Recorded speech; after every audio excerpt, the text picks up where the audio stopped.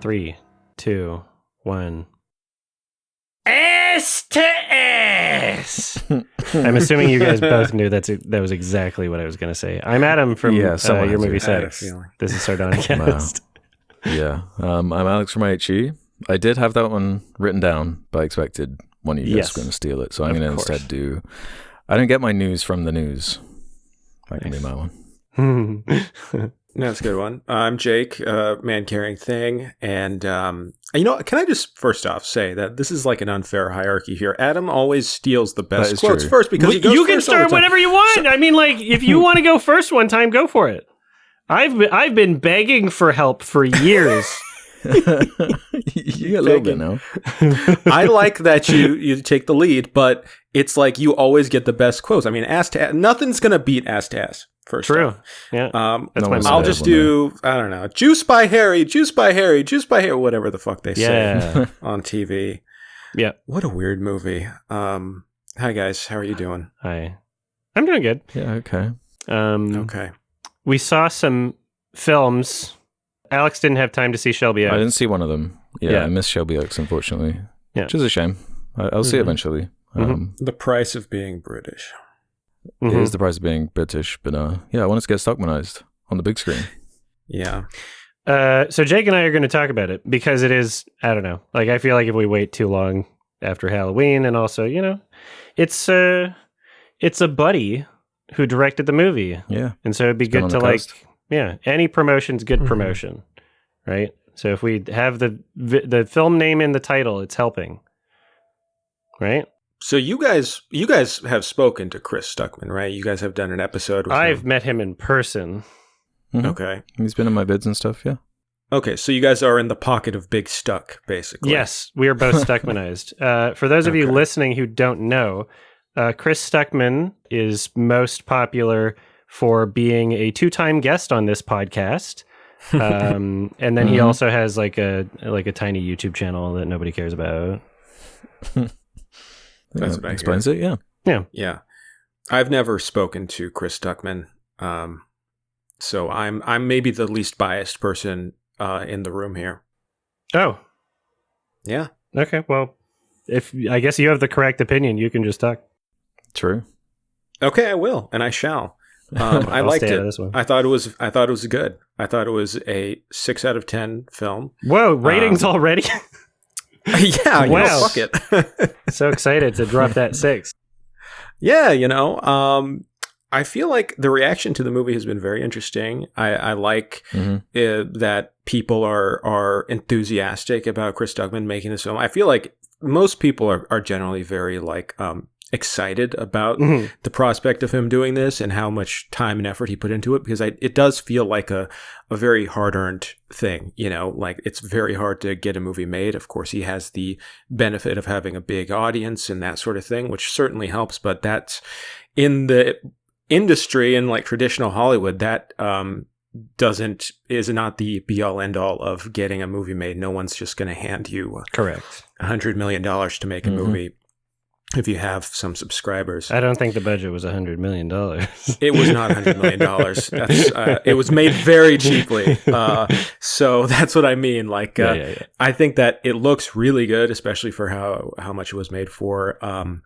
And it not only, as I was watching it, I just kept thinking this is like a fun movie. Like, this isn't something that's super profound or deep, and but I kind of liked that about it. It kind of felt like a reaction against the current art house horror trend, the elevated horror, where it was kind of like a schlocky B movie that wore all of its influences on its sleeve. It was kind of like a grinding up all these different tropes of the genre and having fun with it and being stylistic with it and kind of messing with the form just a little bit, especially in the first half hour, which I thought was really engaging. And it has problems in the screenplay. I feel like the characters are kind of underdeveloped, and it, could have done a little more, especially with the screenplay. But I was like, this is better than Longlegs, in my opinion. I didn't care for Longlegs. Yeah, I think it's also better than Longlegs. Okay. I don't like Longlegs. Yeah.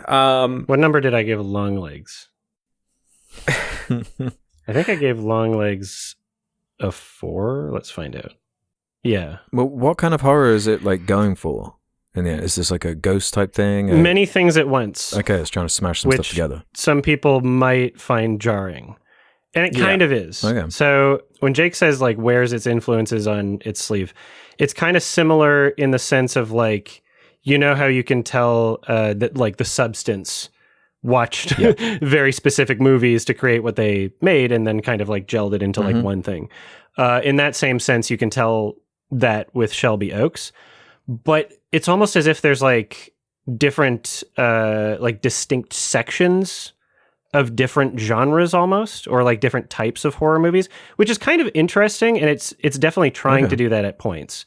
Like it starts out pretty much as a found footage film. And then I guess mild spoiler. Yeah. I don't know, people have probably seen it if they wanted to, but spoilers, I don't think this will ruin your experience, Alex, but essentially the opening credits turn into something that looks a lot more like a Flanagan film. Right. And it says presented by Mike Flanagan, Yeah, exactly.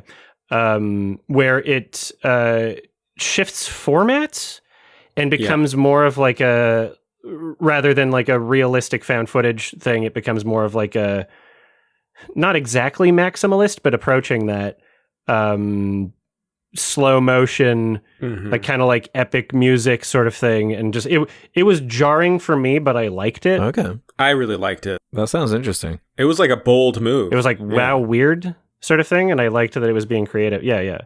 And then, from that point on, it becomes like more of like what you would expect in terms of like a traditional format. But yeah, that was really interesting. And I don't think that it worked entirely for me. Like I appreciated it more than I was like into it, especially certain aspects of it. Like I found it to be like right after the end credits end, just like the shot of her like with the like bloody face sort of thing. Like that, I found that to be like a little goofy. But I was still enjoying it, right? I was having fun with this movie and I was not bored, that's for sure. But I do feel like in terms of its elements working together cohesively, I feel like that is one of the issues that I have. And also, as you mentioned, the script. I feel like the script is the weakest part. I feel like the writing needs to be tighter, better, more clearly communicated. And if things were like, basically my experience with the film was every single time there's like a horror moment or a horror shot or a horror scene, I was pretty impressed. I was like, oh wow, like you're effectively communicating exactly what it seems like you're trying to. Right? Yeah. That was like a 9 times out of 10 sort of thing for me. There were scary moments. There were good jump scares, yeah. For the most part, every one of those were effective with some few exceptions. But then the connective tissue between those moments and scenes is what really dragged it down. And so, like in terms of communicating a story and like character motivations, like it's probably true that on paper, these things are communicated, technically. But I found the way that they were being communicated just so like uninteresting to me that I found myself like, when she's like in the, what was it, like that prison, I was kind of like, why are you there? Sort of thing. Like, and I'm sure they explained it, but I was kind of like, what's going on? Like, I found myself asking those questions throughout the film. It was kind of like a dumb protagonist scenario of just like the classic horror movie, super dumb protagonist. Like, why go investigate the prison in the middle of the night? Yeah. Well, you could argue it's because she had like an argument with her husband and she's kind of like feeling all this anxiety and it's just like, fuck it, I'm going to go do it now. But the argument with the husband wasn't really big enough, in my opinion, to really justify that. Like it was just kind of like, you need help, and then she's like, fuck it, I'm going to go to an asylum in the middle of the night. That scene felt detached from like the rest of the film. Yeah, but the scene itself of her actually in the prison, it's like really well shot. There's a sense of dread. It's really like suspenseful. So no, yeah, like again, like the horror shots and scenes detached from anything make for some like great little short films or little experimental projects, right? Or like screen tests even. But then like the connective tissue was just so weak for me that like, you know, there's so much I like within the movie, but as a movie overall, the entire piece, like I'm not so sure. I never felt as though watching it like it was like a disaster. I never felt like, oh, this is a one big mess sort of thing. So in that sense, it's like, okay, yeah, like there's something here, and I would like to see Chris, you know, make another film. I would like to see in what ways he improves, and you know, especially if he's able to get, you know, like an experienced team on board. Which, I mean, it looked great visually, but if he's able to get like more money, and you know. Let's say he has Flanagan on board even before the filming starts for his next project. Like, that could be interesting. Yeah. I mean, I have no doubt that he's going to be making something with a higher budget very soon. You know, because I feel like this movie has gone over pretty well, and it is kind of like the best demo reel you could possibly have. Exactly. You know, it is. You've proven you can do this with the budget you have, and yeah, the script is kind of like very thin, and it is just kind of this wire hanger for all of these little film ideas he wants to put in, all these like kind of set pieces he wants to do. But it moves quickly. It's very short, and it has enough energy where you aren't really thinking, like you said, Adam, like there's not really the connective tissue between these sequences, but it moves quick enough that you aren't really like, you're just kind of like, whatever. Yeah. I was never really bored. Yeah. Which is good. That's really good. That's a huge 91 minutes. That's all you can ask for if you're going to a theater. But yeah, it was interesting, and I wrote down notes. Why didn't I open them? Let me bring my notes out. Get your damn notes. What the heck is wrong with me? I forgot that I was a person that had notes. No, that's good. I mean, I never really take notes during movies. I just go wild with it. But yeah, I mean, this movie, the thing is, I feel like it had more of a sense of humor than I expected. And I don't know if like certain sequences were unintentionally funny, but I do feel like there was kind of like a kind of sly winking humor, especially in like the ending stuff, like in the cabin with the old lady. There was definitely like this like teasing you Hitchcockian kind of like, see what I'm doing? Like where she very deliberately and stupidly puts the knife down at like a very important moment. And I'm just kind of like, come on, you know what you're doing. I don't, yeah, I'm like that. I feel like the entire last like 15 minutes of the film, I was probably the most confused with like what it was really going for. Because I found myself like conflicted as to like how self-aware it was at any given point within those last 15 minutes. Not literally any given point, but like, you know, I won't say specifically what happens at the end for Alex, but like there's a very funny ending that doesn't seem like it's supposed to be funny. I'm like, okay, it's like, okay, that was very silly. It was very silly. I liked it. I liked how balls to the wall it went. It was just like, let's just do this. Let's see how this looks and feels. And it's silly, but it's like, it was fitting for the rest of the film, I thought. And it kind of tied it into a neat little bow that's like, yeah, there you go. You did it.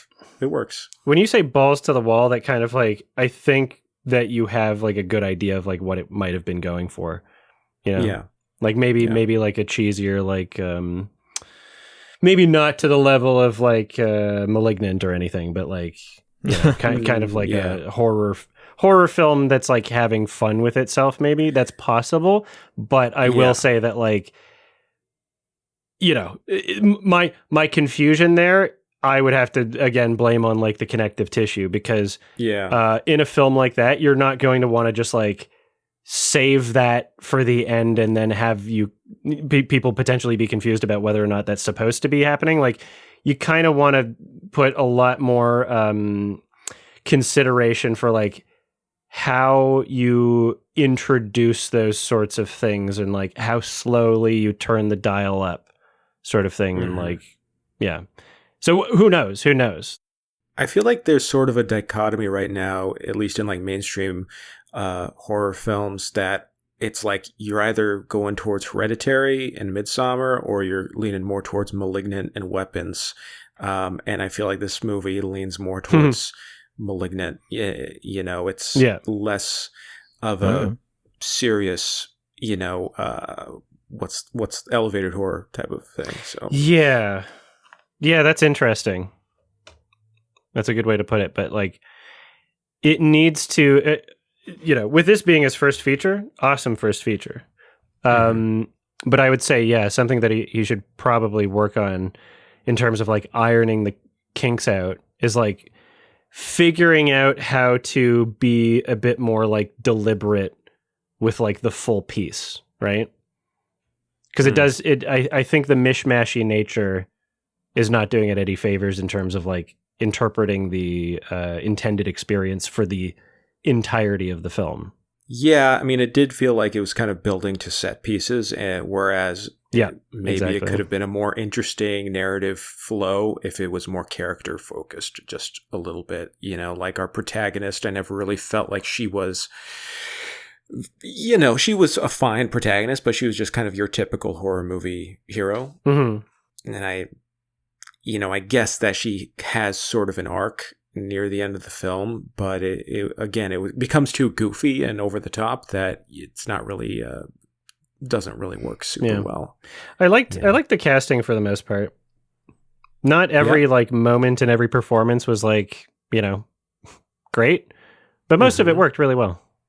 Yeah. Requiem for a Dream.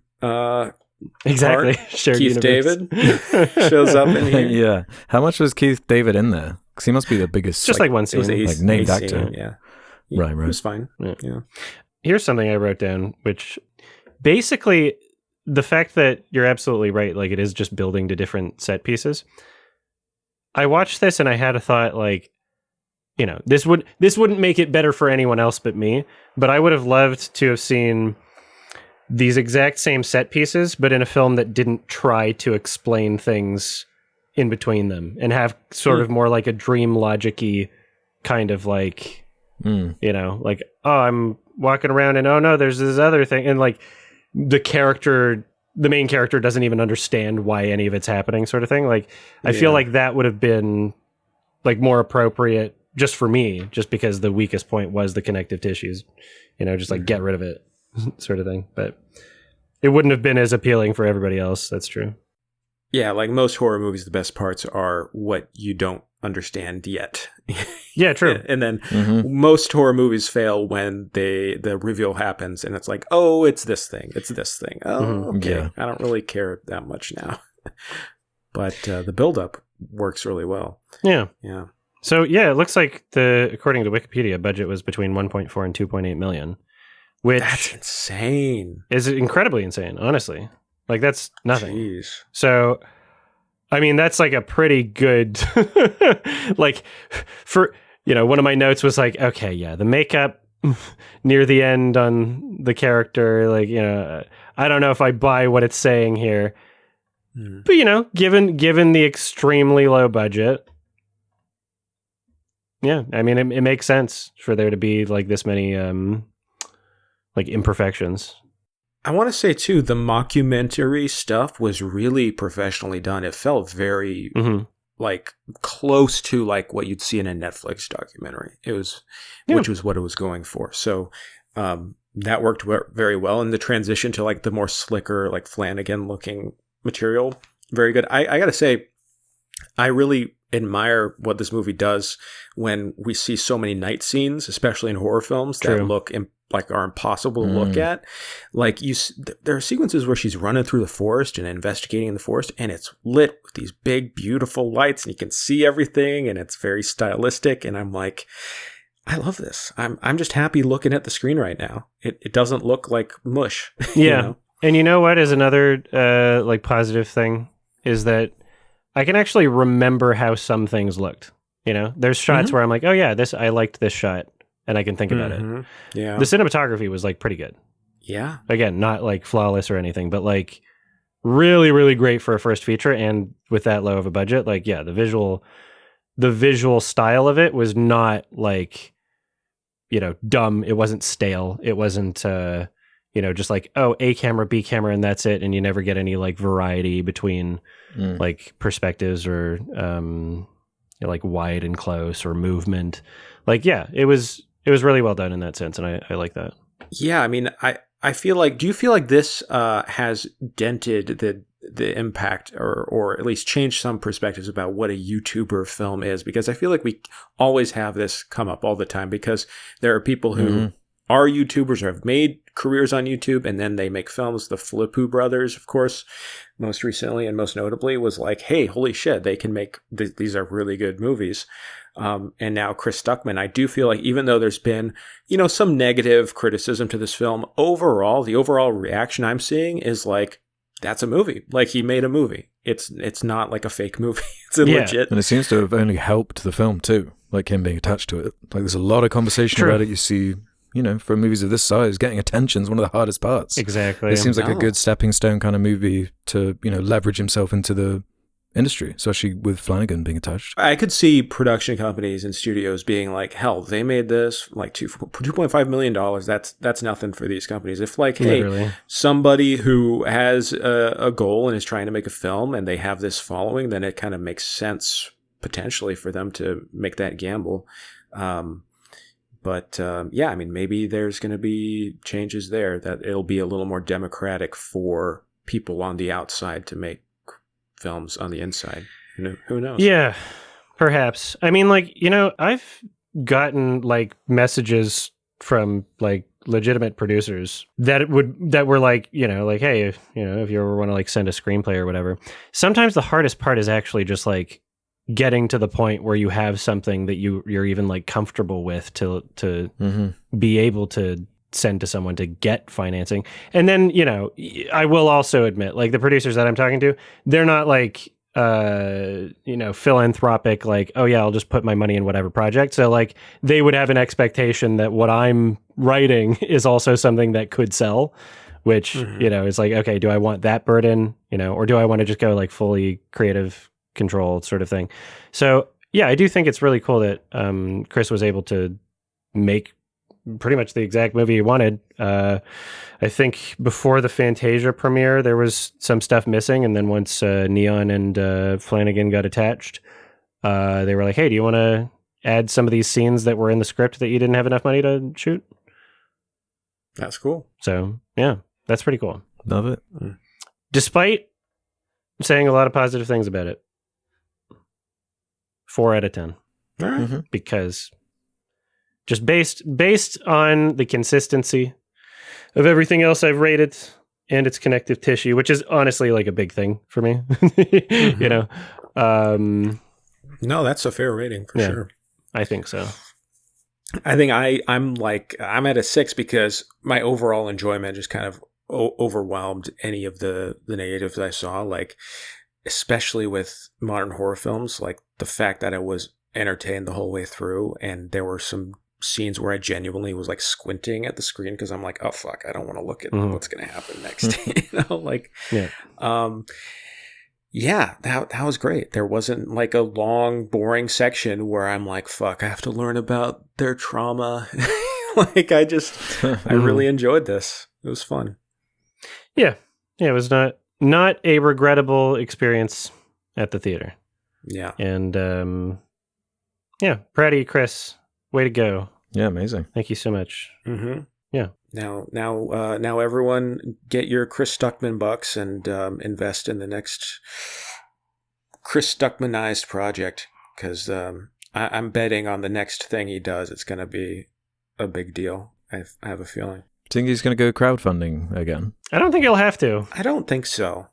No. Yeah, I don't think he'll have to either. It's been quite a success. Sometimes it can supplement depending on who you are, but like... Yeah. Yeah, we'll have to see what his next project's like. I don't have any real, like, strong expectations in either direction. I think it's entirely dependent on how he approaches it. Because who knows? Maybe it could... It could be someone else's screenplay too. What if he just takes a hard left turn and he just does like a James L. Brooks movie? Sure. Just like Diane Keaton type of film, you know? That'd be funny. Yeah. What if he makes Castration movie part 4? Hey, good for castration movie series, right? I don't know. Maybe. Castration movies, you haven't even seen it. You don't even know what it is. If I had $1 for every time you mention castration movies or you say the word castration on this podcast, I would have like $12. Enough money to buy myself a sandwich. Yeah. Yeah. You have a few bucks. Well, one day I'm going to get Louise to guest on the podcast. And if you haven't seen it by then, it would be very embarrassing for you. That would be. No, I want to see it. I mean, there's 15 parts now? No. The second part got released Okay. recently. There's 2 parts. Awesome. It's on Gumroad. It's cheap. It's on what? Gumroad? I don't know what that is. It's a thing you can buy things off of. It's like a merchant. Like that a lot of independent artists use. You can buy a digital copy of the film for like super cheap. Everything I watch is on Crackle. Crackle. Yeah. Is that real? Yeah. Classic. Love Crackle. Okay. We saw Bugonia, if I'm even pronouncing it right. Bugonia. Seems right, yeah. Bugs. Bug on, yeah. What'd you think? Go ahead, Alex. I don't know. I just think Yorgos is on this streak that for me has been pretty consistent. This is another one of his darkly funny, warped, weird films with like a good like metaphor background. I feel like kind of with the Eddington discussion where we were talking about how the film was able to capture a vibe or an energy of the time right now, and we're like solidly into the 2020s, and I feel like this is a good example of like how the 2020s feel as a movie. If you could capture some of those energies, some of those ideas that are kind of floating in the air and seem to be commanding culture, or at least informing a lot of the way we interpret the current world. I feel like the bottle movie that Bugonia turns into is a good just representation of a absurdist taking it to its like most extreme examples version of these CEO characters, these radicals that get all their information from these podcasts, and as I referenced in the intro with the I don't get the news from the news type thing, and this fascinating character played by Jesse Plemons, who I love, and yeah, just becoming this bottle movie, these great actors bouncing off each other with kind of like a weapon style core hook or question at the center of it, of like how are they going to wrap this story back on itself and give a satisfying answer to this query of like this alien query at the heart of it, the like lizard people conspiracy basically, which I thought was like a great compelling hook at the heart of it. But I think we have a range of opinions here, so when you guys jump in. Go ahead, Adam. Yeah, so I'm a big Yorgos fan. I've watched have I watched like literally every single one of his movies? There's only one I haven't seen. I think I've seen all of his... You see the one before Dogtooth? Okay, I've seen all of his features since Dogtooth. From Dogtooth in 2009 onward. I'm in the same place. And then I'm missing one called My Best Friend and Kinetta. Those are 2 movies. Yes, I haven't seen those. And who knows exactly what those are like. But, I'm always going to check out a Yorgos film. I think he's one of the most interesting directors. I think that he's great at providing things that are challenging and uncompromising and are just like, yeah, this is the movie we want to make. It doesn't matter if it's going to appeal to everybody sort of thing. Definitely. And I love his like weird ass cinematography. So like Poor Things was like a very, expressive movie in that sense. And even Kinds of Kindness, I felt to be a bit more like out there than Bugonia. I feel like Bugonia is his most like normal his most accessible film, yeah. At least for the first like 2/3 or whatever. Then it kind of starts turning into more of a Yorgos film. But yeah, it was good. And even though I was kind of like, missing having crazier cinematography or, like the more typical things that I associate with Yorgos, it eventually delivered. And I was like, okay, yeah, this satisfies the mark for what I would want out of a Yorgos, basically. Okay. What about you, Jake? Yeah, I didn't love this. I thought it was okay. I didn't hate it either, but I'm also not like in love with Yorgos, filmmaker. I didn't love Poor Things. I enjoyed The Lobster at the time, and I haven't seen a ton of his films, admittedly, but I found this to be kind of one note and kind of just like a belabored metaphor for the most of the film. And I didn't really find it very surprising or interesting. And in fact, I found the main twist or whatever reveal to be very predictable. And it kind of, after watching the trailer, it kind of did exactly what I expected a Yorgos Lanthimos movie about this subject to do,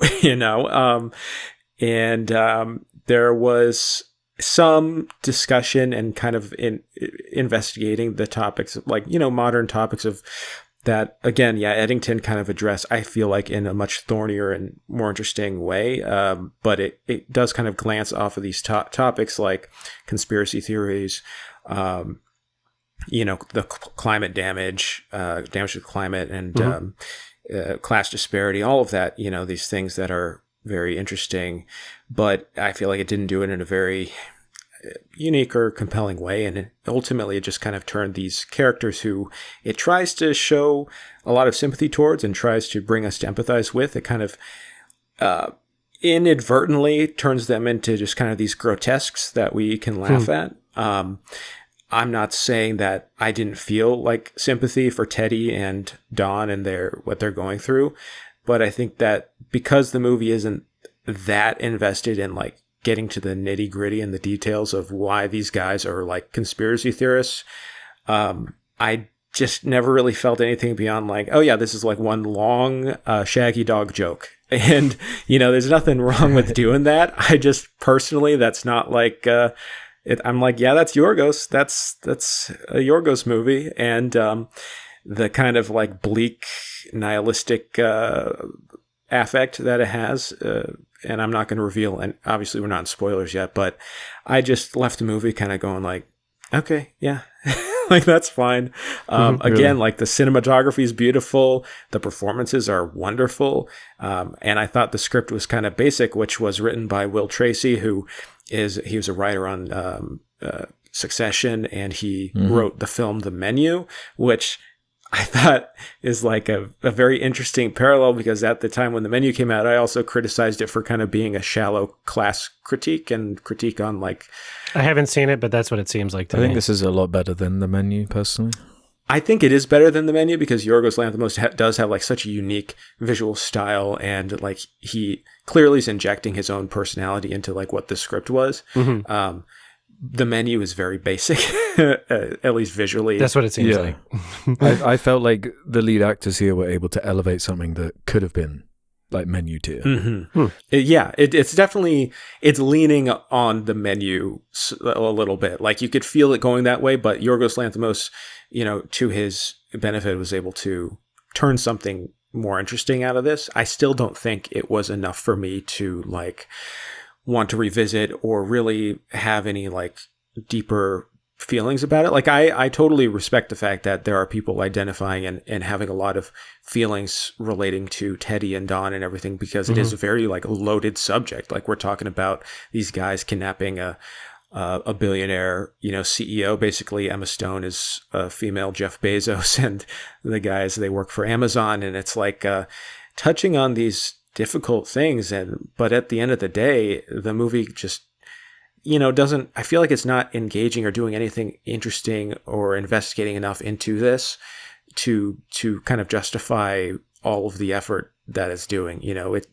I just kind of wanted a little bit more, and that's kind of where I'm standing with it. I guess if the film's goal was to provide like more of like a thorough commentary on those subjects, then yeah, like that's a fair criticism. I think that like the way that I see it, it's more just like, okay, we've found a set piece that we want to use. It's like, setting it in a time period without like really delving into like every single thing that, exists within the time period. But like, okay, yeah, here's the setting.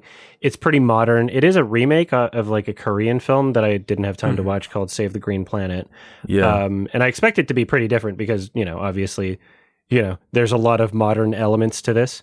I found it to be like, I had a moment where I was like, I'm actually sad that I've seen so many movies now where like people feel like they have to address this type of person whose brain has been ruined by the internet. I'm like, damn, like everybody knows like a few. Like at this point, like, fuck. No, it's like a real phenomenon. Like it's a real issue. Like it's sad. Like how do you address that? How do you even do that? That's why it's like a recurring character in movies now. Yeah. Yeah. No, that's kind of what I found so interesting about it, as far as like that angst and that nihilism that wasn't really working for you, Jake, was kind of, it was making me feel uncomfortable, but also I was riding that humor that was coming from it. There was something darkly funny and fucked up about what was being presented through the like kind of quirkiness of what we're seeing through every returning shot of Jesse Plemons on that bike, and just like it's such a like freakish situation. And I agree with like the overall commentary of the film, which without going into spoilers does, I don't really know what it's saying overall by like the very end of it, outside of like an absurdist like we're just cooked, like kind of like full stop towards the end, which I think it might be as simple as that. But the journey there I found interesting. So I'm a sucker for these bottom movies. Just get good performers together with good enough dialogue, and I thought it was good enough and interesting enough, and the hook was there. It was doing enough that I was compelled all the way through.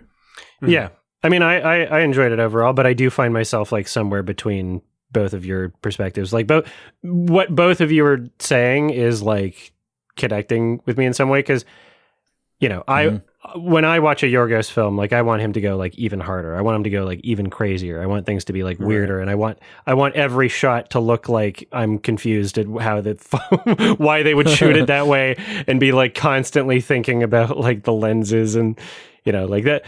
Poor Things was very fun in that way, and that's my favorite of his, I think. But yeah, like it did kind of just like have to get crazier near the end. Like even the music, like the score, which I really loved, is something where it's like, I was getting little hints of something near the beginning and just kind of like wishing it would pick up, and then eventually it did. And so yeah, I do if the film had continued like the first half of it, then I might be like more closer to Jake's experience. Like if they never gave me the thing that I was wanting and expecting out of a Yorgos film, then sure. But I do feel like it wasn't like a useless, waste of time to get there either. Like it was good enough that I don't feel like, chop away the first half or anything. Mm-hmm. And I have to admit, like I am coming into this with like a bias. I do have like this feeling, and just with his projects, that I'm not really like on the wavelength to be receptive to him, like his style and his attitude to like his subjects, and this kind of like this dark humor that I think sometimes comes off as a bit like, rubbing your nose and things. And I get that's kind of like part of the fun of it, but and it's weird because I've seen similar reactions to people talking about Eddington and being like, I hated that kind of tone, that kind of like mocking, like shoving your face in all this shit. And to me, I just have such a different reaction to Ari Aster compared to Yorgos Lanthimos, and I have no idea what it is. Like, I think I have an idea. What? This is going to sound weird. I think that the way that Yorgos communicates his messaging is a very kind of like European way to do it, right? Maybe, like maybe. Yeah, no, I think that's kind of it. No, it definitely is. Yeah, perhaps. Like it's a different style of like humor, and that nihilism within it is like I do think that it's kind of like a cultural thing. Yeah, and maybe it is a cultural thing that like these little details is at least in like, and also this is about America. Like this movie is very like, these are American characters, very American types of people. You got to get greenlit. Yeah, I mean, it's like, I know people like, not people quite like this, but I know people like this. So it's like, it's just something was not clicking right, and I just felt a bit off about it, and I can't really get further into it. I mean, I have to say, like, sometimes some movies is just like not on your wavelength, and I totally get why people are connecting to this, and I will say, like, the concept and how it's delivered, it is entertaining. Like, I wasn't really bored while watching it. There are funny sequences. I liked Stav in the movie. Like, it was funny. And the ending, it kind of ramps up in absurdity where you're just kind of like, fuck it. Like, all right, whatever. This is weird. And I was definitely more engaged in like the final act of the film. But again, that ending and just kind of like where it left me, I was just kind of like, yeah, like it technically let's spoil it. Very well done. But all right, let's get into it. Let's get into spoilers. Spoiler tag. All right. So the ending, she was an alien. She was alien. She was a real alien. She's a big alien. Which, I mean, yeah, it could only go like one of two directions, really. Yeah. So like that was all. I didn't find myself like surprised by the reveal, but I do like how they approached it. I didn't find myself like disappointed with like how they did it. Mm-hmm. Well, three options, right? Because they could have left it like ambiguous, open, or ambiguous. True. Yeah, but I like that they committed to one and were like, oh, okay, we're going here, we're taking it there. Yeah. I don't actually know how else you could really end this in a satisfying way, actually. Yeah. With what they put down. I was really hoping, because it would be very like anti-Yorgos in a way to not do the big alien reveal. Like if it was just like this really sober, like she ends up getting killed by him or something very dark, but in like a realistic way, I'd be like, that'd be kind of, I'd be very surprised. But like this ending is just like, yeah, of course. You have to do this. Mm-hmm. And then like that whole sequence where she's like in the alien spaceship, something about the set design and everything was just so like silly. And I'm just like, all right, how much longer is this movie going to spend up here? Really? I kind of like that. I mean, I think the set design and the costume was intentionally supposed to be like kind of taking the piss. You know, like they were basically wearing like crocheted like costumes, which I found funny. Yeah, they're like wearing little Teletubbies costumes and like hand knitted. And then she wipes out the human race. And it was great. With a side gag. Yeah, just like popping a bubble. And it's very Doctor Strangelove with like the happy song playing over all these images of people being dead. And but again, I was just asking like, well, what is the point? I mean, exactly. I was just missing it. Yeah. What was the point? Like, we're all fucking dead. Yeah. We suck. Yeah. Well, I find that interesting that they wind up kind of with the Jesse Plemons character that he was right the whole time. So what is the film saying by kind of exactly leading into his theories and observations, being like this insane guy who for most of the film you're on, her side, obviously. Yeah. He's being like this insane kidnapper, but then to like feed into the delusions at the end. What is the film saying then about like misinformation or finding your own information and going down these rabbit holes? And I mean, now that I'm realizing it, like I don't know if I've seen like a single Yorgos film where I found it to be like explicitly about the messaging. And maybe that's why, because if it was like a film that I found to be trying to promote like a specific idea, then I might be concerned that they're enabling like crazies, like watching this and it's like, oh yeah, you're justified in actually doing all this. Yeah, you could read it that way. I never get that impression watching a Yorgos film. I feel like it's just, he finds something that's fun as a set piece and like the types of characters to create a story where the end goal is just to show something wacky and dumb and nihilistic and well, it's just inherent drama, isn't it? To take these two extremes, put them in the same room together, and just whatever happens from there is kind of inherently interesting. Which there is the other character we haven't mentioned because there's only a small cast, right? There's the Don character. Love Don. How do you feel about this guy? Don. Because I thought that was an interesting kind of slant on a character, Teddy and Don. The way that he's portrayed is like very authentic in ways that like a lot of films have tried and failed miserably. Yeah. And so I don't know, like, this is his first feature, so I don't know exactly like what his disposition is, outside of this film. But either way, like he's got a very demanding role in ways that like most people aren't going to appreciate. Like really, like he's doing shit in this movie that's like, you know, potentially more demanding than like fucking Emma or Jesse, you know? Like, well, he's the heart of the movie. Yeah, like, he very much the is. Real yeah, heart of the movie, and that's something that pissed me off too. Is how he goes out, because it just felt like, okay, come on, like really.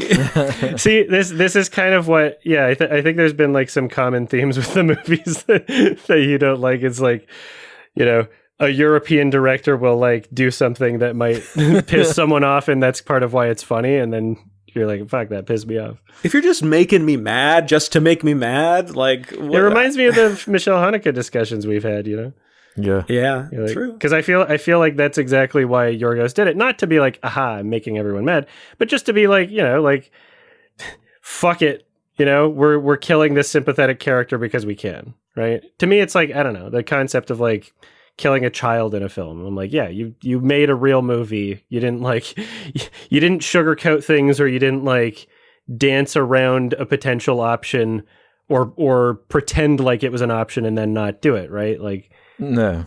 And the horror of the kind of situation escalates as it goes along too, because it's more like darkly funny at the beginning with like the antihistamine on her skin and whatnot, but by the time you get to the like the torture scene with the electricity, the supposed therapy, that's like a really distressingly put together sequence. That, I don't know if they were trying to like, if that was one of the branches they were going down, where like you can't trust what's going on from her perspective from that point, because she's like literally fried. But I don't know. Yeah, maybe it's doing a fair amount, and you can think about it from different ways. But I do think that like kind of absurdist tone and over the top characters is, as you're getting at, Adam, what it's going for first and foremost, to kind of entertain you and shock you and make you feel uncomfortable and a bit sick. And that's kind of why I've always gone to his movies, and I usually get that actually in some form or another.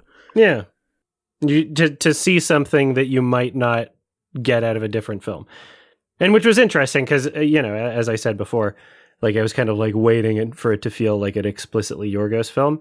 The way that he's kind of like held back and reserved in terms of how this is presented, edited, etc., is like the first half of this movie. You know, most of it, you know, you could probably have gotten someone else to direct it. You know, most of it doesn't feel like, oh yeah, this is Yorgos. But then, you know, second half of the movie, it feels like, oh yeah, this is Yorgos for sure. So yeah, because it's not doing like a Kinds of Kindness thing, which was what the anthology kind of stories with like a... Did you watch that, Jake? I didn't see that, no. Yeah, it was like anthologies with a looser kind of thematic through line. So this was more kind of simplified with the main difference. I guess there's this countdown, the 4-day countdown to the lunar eclipse. Yeah. Which, shout out to like the production design, is usually really great on his movies, as far as like text choices, font choices, this poster design, like title cards, all of that is always so artful and consistent.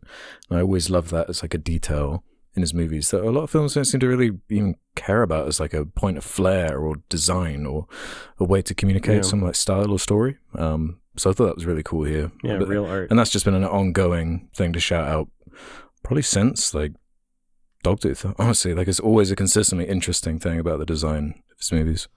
Yeah. I mean, visually, I was wondering if perhaps he wasn't going as crazy and balls to the wall as in Poor Things, because I believe this whole movie was shot in VistaVision, and that may have constrained their choices somewhat, at least in terms of the lenses and all that sort of thing. That's a weird choice, actually.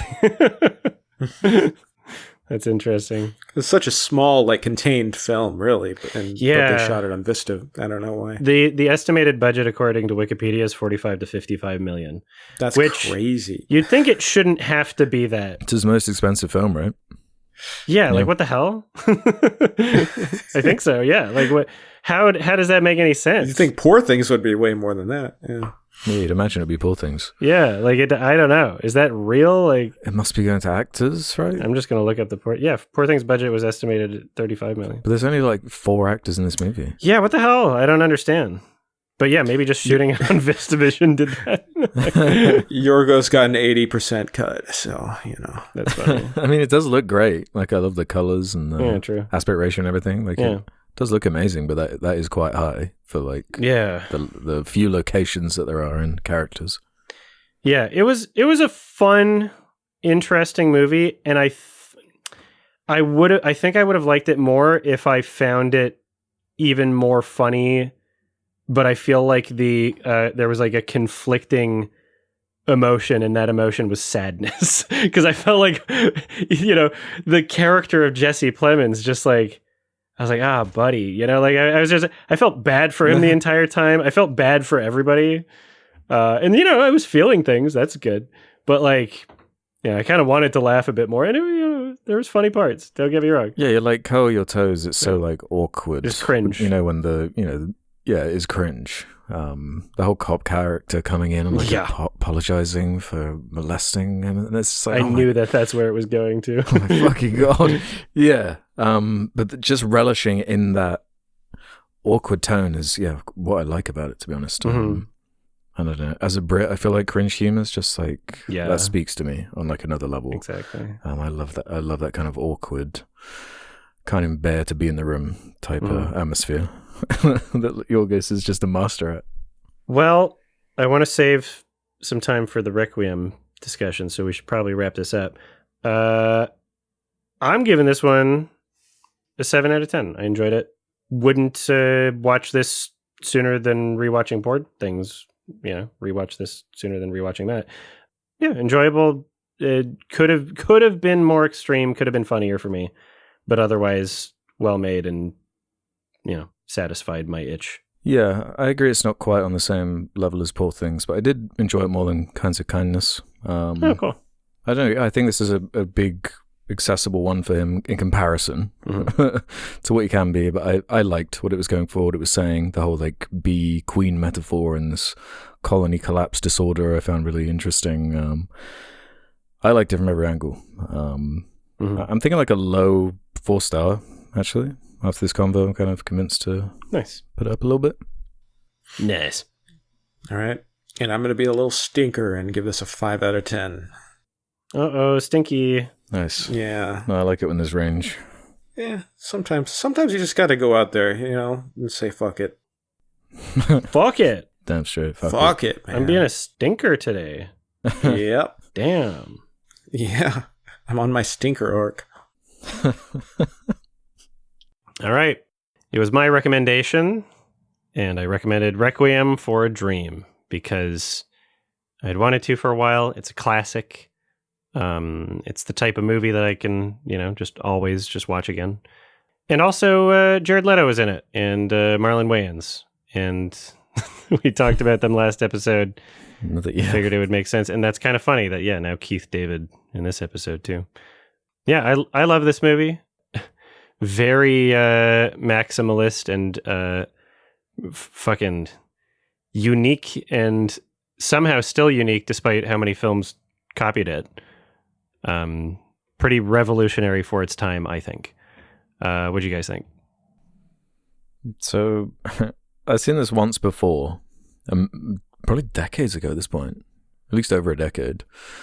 I thought it was excellent, but I don't know. It just sits in one of those buckets for me where it's like a level of intensity, or like I need to be in a certain mood to deal with what this film is doing. But it's like incredibly put together though, so I can't complain about that side of it, the intensity of it, because that is what makes it stand out, what makes it so fucking iconic. Like that music, the atmosphere is so horrifying. And I'm also a sucker for like these stories about addiction, and obviously that's what the title's getting at, this idea of like your dreams are going to die because of this horrifying affliction that the 4 main characters in this movie are all affected by in one way or another.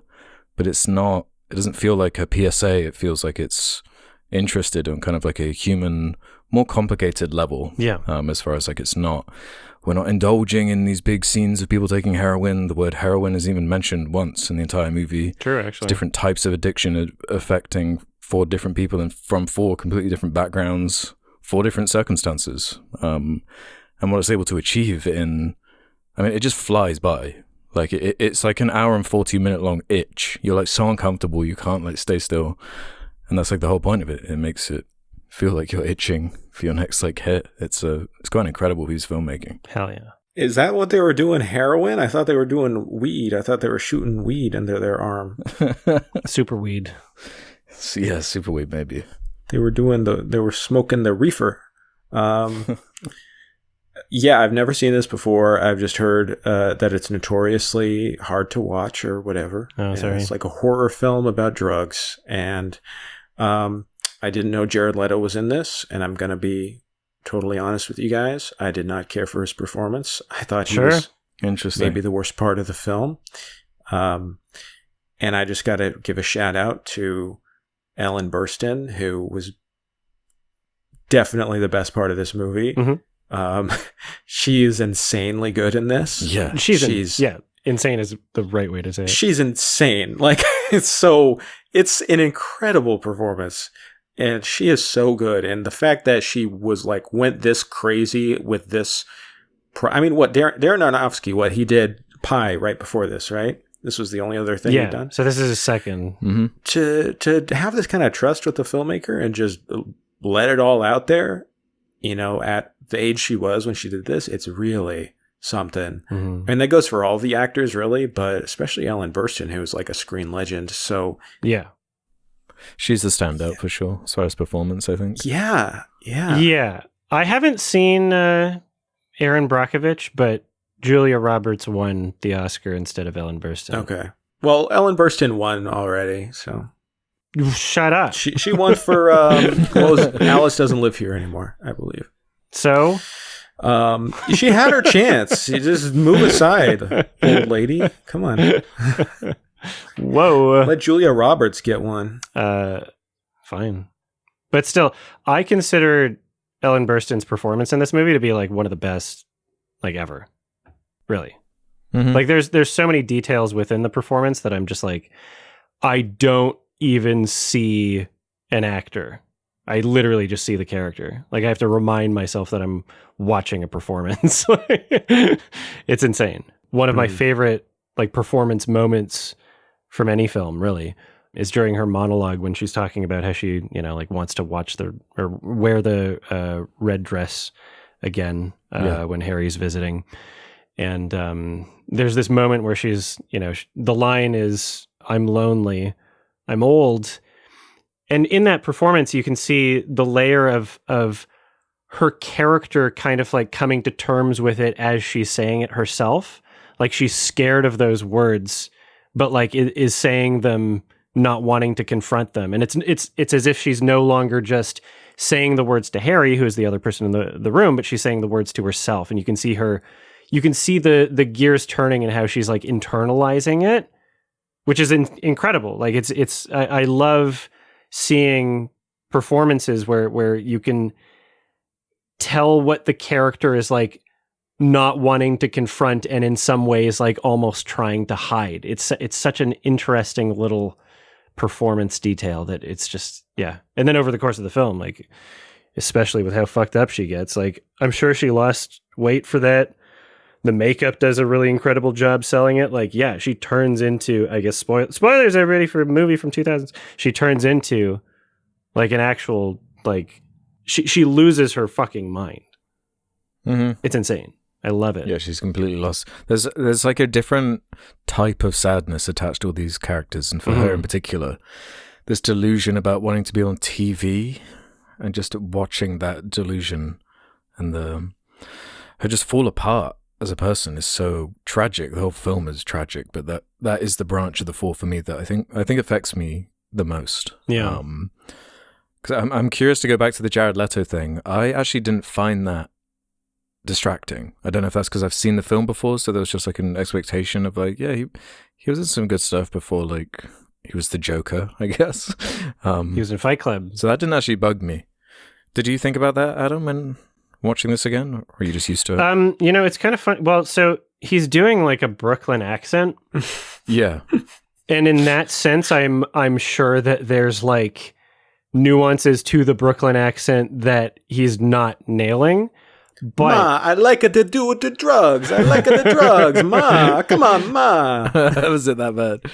Yeah, I wouldn't know. I would have no idea on that. If you're closer to the New York culture, that's going to stand out a bit more. And I did kind of notice it like close to the beginning, but like over the course of the film, like it's so easy to get used to for me. And it's not like, I don't think he butchered it. I don't think he'd like butchered the role at all. I think that like performance wise, you know, maybe perhaps ignoring like the details of the accent, I think he sells being the character that he's playing for sure. You know, skinny drug addict, you know, someone who is doing immoral things to get their fix and is kind of dumb, but doesn't have proper support systems and, you know, still loves his mom. And, you know, as soon as he has money to not be stealing her TV, he gets her a new one sort of thing. And, you know, it's like there's a bit of complexity to his character. He's not like a black or white sort of like good or bad type character. Right. And I think that he does sell that well. I think he works well for the role. Yeah. The movie is really impressive. Like just from the opening scene where it's like using the split screen to just, hell yeah. It just has all this energy. It's willing to do whatever and try all these different stylistic things. And that's something I love. I love when a movie or a filmmaker goes for that and just does all the little film school tricks to just throw it all at the screen.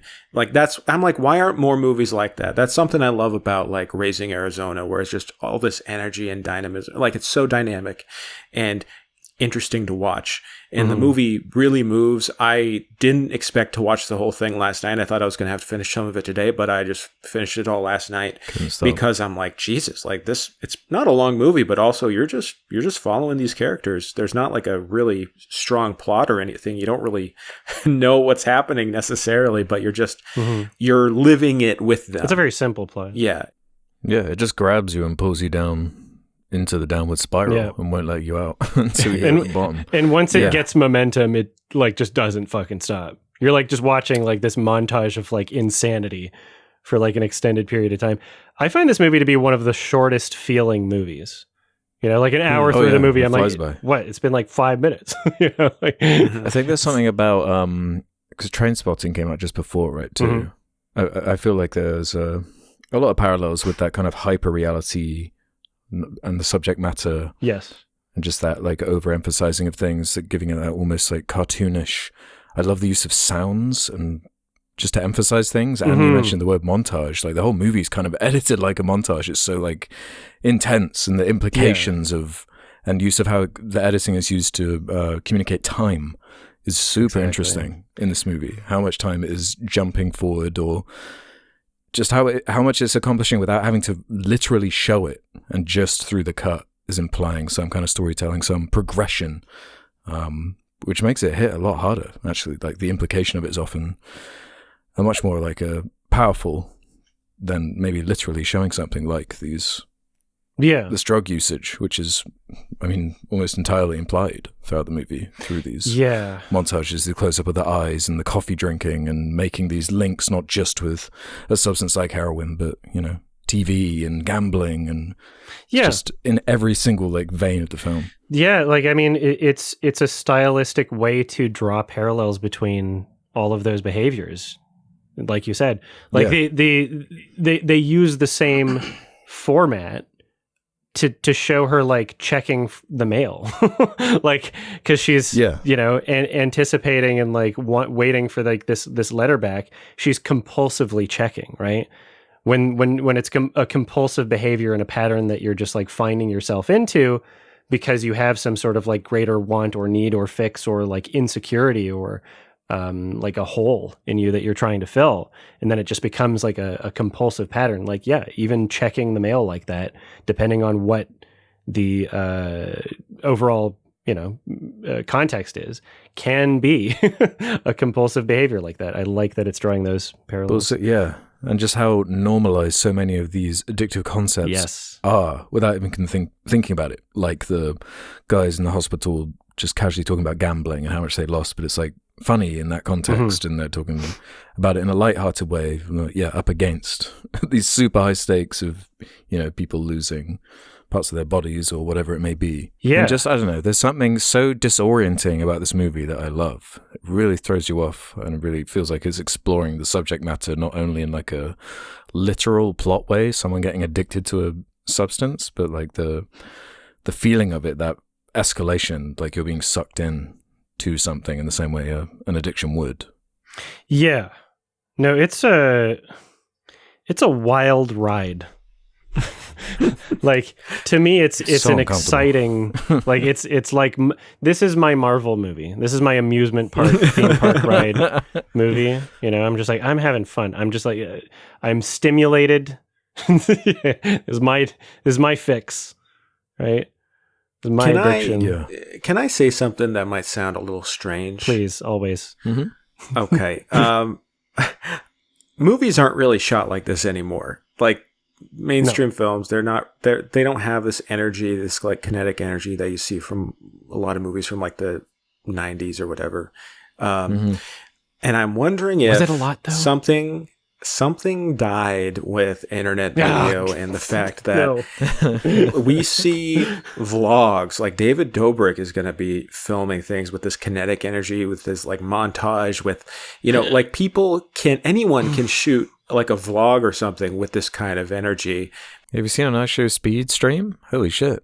Right. But like editing is available to anyone. And it's like this kind of kinetic frenzied energy is like really well captured, especially online with like very professionally done videos or whatever from mainstream people to try to capture your energy and keep you engaged with that TikTok editing. So now like the realm of cinema is like, that's trashy to do almost. It's kind of like, well, more longer takes, distance, bigger feeling, Vista Vision, you know, it's like, interesting. I feel like there's always this pull and push, especially in the older days between television and film, but now it's between, you know, TV, film, and internet video. So I wonder if that's partly a reason that that's what happened. Who knows? I thought you were going to mention another thing when you said something died between older. I thought you were going to mention another early 2000s New York thing. Oh, 9/11. Just 1 year off, I guess. That just went. How could I forget? Yeah, 9/11 happened. That's probably what happened.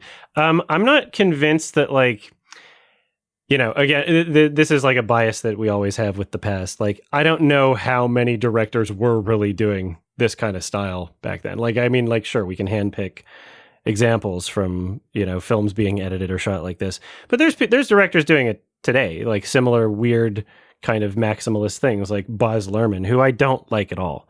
And if his movies were more like Requiem for a Dream, then I might, you know, even if you wanted to keep the same tone, like if you just had a bit more like purpose or intent or like craftsmanship or like better script or acting, et cetera, et cetera.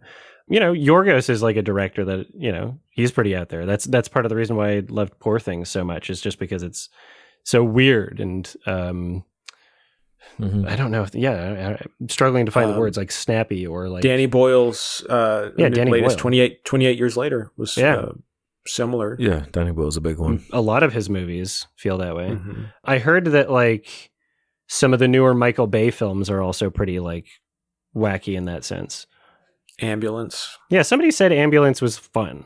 I didn't watch it yet, but I didn't see it either. But I heard that as well. Yeah. Okay, cool. Okay. It's a film Twitter favorite. Yeah. So I don't know if I agree with the idea that there are like a lot less directors or films like doing things like this. And I'll also say there's not really anything that's really that close to this movie at all anyway. You know, there's a lot of things that tried to copy it, but somehow I think it still stays distinct, because that's the, you know, the hallmark of a great classic, is that, you know, even though there are a lot of copycats, nothing will ever really fulfill the same niche or nothing will ever replicate exactly what it was going for, even though a lot have tried. A lot of the ones that try, that do succeed, are his own movies. Exactly. Like Whale or Black Swan, you know, similar kind of concepts or ideas or intensities. That's what I like about him as a filmmaker.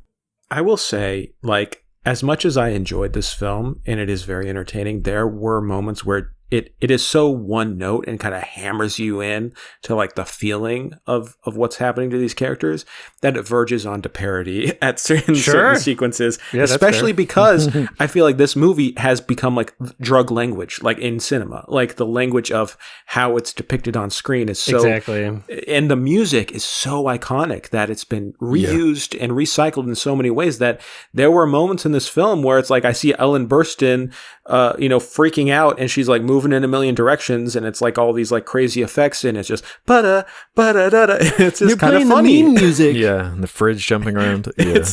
It's kind of funny getting jump scared by a fridge. And there was one moment that made me kind of smile a little bit where Marlon Wayans is sitting in this beautifully composed frame, sitting on his bed naked, looking at a photograph of his mom, and it's just like the music of da-da, da-da, da. It's like, what else is there to his character, really? I don't know. Like, it's not so much about the characters as it is just like the experience, and like you're in their senses, you're under their skin in such a unique way that I didn't really mind. But again, there were certain moments where it's just kind of like, this is a little silly and overcooked.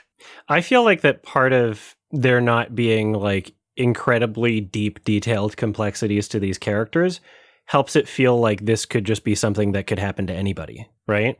I don't think that they're like poorly written, but I do feel as though they do serve some sort of like vague, blank enough slate existence so that, like you can see this as being like, oh yeah, I kind of know someone like this, or this could be somebody that I did know at one point, sort of thing. Yeah, you're going to map onto one of these four, like more than the other ones. Like you're going to empathize with the perspectives more than others, but whether it be like if you want to relate to being on TV or just the idea of escaping your situation or getting rich or whatever your motivation is, whatever gets you ticking, it's going to be represented by one of these four. So I agree. And just with that time frame, it's like so quick, so short, and it just you could say it's one note, but I feel like the way it's just brought to the screen is so like intense and does feel like it is ramping up with like the production and everything and the editing and that song and the way that sound is used, that it is accomplishing something outside of just like basic he defeated drugs in the end type plot. It's really not exploring that. It's kind of it's exploring like what is lost to addiction, which is kind of like that does touch everybody and goes beyond just like an individual at a certain point. It's like this dark concept that's just part of humanity, really. It's really sad and fucked up. Yeah, the music is so fucking iconic that like in theaters, because the Lord of the Rings was like filmed, they were releasing like one consecutively every year. The trailer for The Two Towers appeared at the end credits of Fellowship, basically. It was like a sneak peek, sort of like, ooh, get ready for the next movie. Yeah, I remember. And they used a like orchestral like string rendition of, I guess the other one's string too, but they used a more professional orchestra sounding rather than a quartet rendition of that main theme in the Two Towers trailer in the theater, like at the end of Fellowship. And it was like kind of interesting. Like, so even before internet and meme culture and like YouTubers using it in every fucking like Smosh-esque video in 2006, even before that, it had already like pierced the culture to such a degree where like other movies were just like, oh yeah, I'm going to use that now, actually, Yeah, no, there's like a whole ass list of the amount of times it's been used. Yeah. Not just like Two Towers, as Da Vinci Code, I Am Legend, Sunshine, a bunch of video games as well. Assassin's Creed used it. It's like everywhere.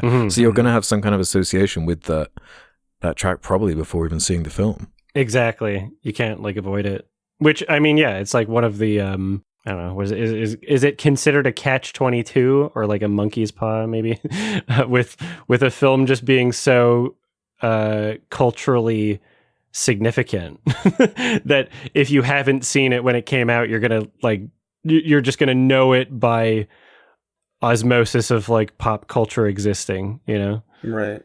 Yeah, it's a weird situation. I mean, it's like Goodfellas. You watch Goodfellas and it's like, oh, that's every gangster movie. And it's like, no. Yeah. Not when it came out. Same with Die Hard. I think, it is that monkey's paw of like when you just nail something and become the language for it. it's like the idea of like the Clash being so popular, but as a punk rock band, it's like how you're supposed to be punk rock when you're like mainstream, and that same kind of like. I like that song "Paper Planes." Yeah. Like, am I? Yeah. Well, maybe that's part of the strange struggle of Darren Aronofsky's career, where it's like he's no longer this young whippersnapper making daring, strange art. Now he's like this. What even is he now? You know, like he's had such a strange career. I mean, I'm just looking at it now. He almost has nothing left to prove. Like he's. That's what it feels like in a way. You know, like he has such good stuff behind him now. Yeah, I mean, Pi, The Wrestler, Noah, he didn't do The Fighter. The Fountain, The Fountain, Mother, Black Swan. How many of these have you seen? Have you seen all of them? I've just seen the Requiem for a Dream and Caught Stealing. Oh, wow. Oh, yeah. No, yeah. I remember you said that was your first Aronofsky. That's very interesting. No, yeah. Black Swan's incredible. Yeah, Black Swan's my other favorite from him for sure. I actually love The Whale too. No, yeah, The Whale's great. People seem to have like turned on The Whale a little bit, but I'm with it. I really like it in a similar way. You guys like The Whale? I thought people just hated on it. Yeah, well, people did, and I'm not people, so because of the funny poster, right? Like, I mean, more the than marketing. Is it? Yeah, I've had the ending spoiled to me in like a million Twitter reaction gifs. Sure. Oh, right. And out of context, the ending can be a little silly. But yeah, no, it's a great movie overall. It's very simple. Okay. I think it's really emotionally effective. Yeah. But yeah, Aronofsky, like, I wouldn't want him in his career to try and replicate anything approximating Requiem for a Dream. You know, maybe he could do it and I would be like happy with it. But like, I feel like it's such a unique movie, you know? Like, I don't know if he'd be able to properly capture that same magic, you know. And I feel like his directing is distinct enough, and he's made interesting enough movies. Like, he's a director where I will watch whatever he makes next, no matter what. And he doesn't, you know, not everything connects with me, but enough has where it's like, okay, yeah, I'm taking the risk, and it doesn't feel like a big risk. Yeah, and such a wide range to choose from, as far as like, jumping from a pie to a black swan to a mother, Noah to a whale. Yeah, Noah, just in the middle. That's the only one I would just straight up say is like bad to me that I've seen. I think I'd revisit every single other one, including Caught Stealing. Were you in Vegas when we saw Postcards from Earth? Yeah. But I hadn't seen Carry On as Scotsy yet. Oh, true. Yeah. That makes a difference. Damn. Yeah, so I find it fucking insane that the only Oscar nom that it had was for Ellen Burstyn, which if you were going to do one, then yeah, that would be the one. But I feel like this movie was like too cool and too ahead of its time for the Academy to actually acknowledge it in any other way. Like, I literally think that they just weren't ready for this type of movie. Because you could easily... Should have got editing. Editing would be the most obvious thing to give it a nomination for. The score... Mm-hmm. If, you know, like, it's pierced the culture so fucking much. Give it a score nom. Jesus Christ. I want to see what won directing, Oscars 2000. You know, like, there's a good handful of things you could have, like, given it a nom for. Editing and score would be, like, some pretty fucking obvious ones. But yeah, I think it was too cool for the Oscars, and they just had no idea what to fucking do. Too ahead of its time. Oh, it's up against the Matrix. That is an unfortunate one to be up against. Is it? For editing, at least. No, you're thinking the 2021 Oscars are for... the 2001 Oscars are for 2000's films. The Matrix was 1999. So it would have been... it was Traffic then. Yeah. Gladiator won Best Picture that year. Didn't even watch it. You've never seen Gladiator? Do I have to? What? You know what? I only saw Gladiator last year in order to watch Gladiator 2, and Gladiator is legit a good movie. I was maybe going to do that. No, I'm sure I'll like it. I'm just like... I've only seen it once, actually. Gladiator 2 is a piece of shit. It is so bad. My opinion on Ridley Scott, I don't... Has he made anything that I've, like, absolutely loved? Blade Runner. Whatever. Well, let's not talk about this right now. Yeah, that's a rabbit hole. No, yeah, the in Requiem for a Dream, not just like the, you know, like hyper quick succession of like showing like a zoomed in version with like a sound effect to go with every single action. Yeah, sound design, that would be an easy one. But also like the amount of times that they use the kind of like time-lapsey sped up footage, which again, you know, kind of like illustrates and reinforces the idea of like people being stuck in patterns and behaviors, right? Like there's so much time that they're spending doing this thing. Yeah. Kind of gets you to just like confront that as a concept. Some people do say the score is overused. Maybe that would be an issue for me if the score wasn't fucking awesome the entire time. You know? Or if the film was longer for me. Yeah. Like, who knows? Like, I feel like it was varied enough in the sense that, like, yeah, sure, they play the same themes a couple times, but, like, they even change up kind of how they use them. It's got a different range of moods to it as well. Yeah. I like that sequence where Jared Leto and Jennifer Connelly are arguing, like, I guess, in the second half of the movie. And they play two themes that had been incorporated previously at the same time, and they're kind of like competing for space, which is like a really cool kind of concept. And I love how it intentionally presents itself, especially with audio, in a way that's like, oh yeah, we're doing something that's like kind of jarring, and you can hear the loops. This isn't like a full piece from an orchestra. This is a quartet, and we sampled it essentially, and then just played it back multiple times. I like that it's not hiding the fact that it used editing, you know? It's a similar sense from the audio as you're getting from the visuals. Like, it's a very clear, like, oh yeah, we've edited this movie. You're supposed to be reminded of the editing. This isn't a don't think about the editing sort of thing. I like that that's consistent with the audio.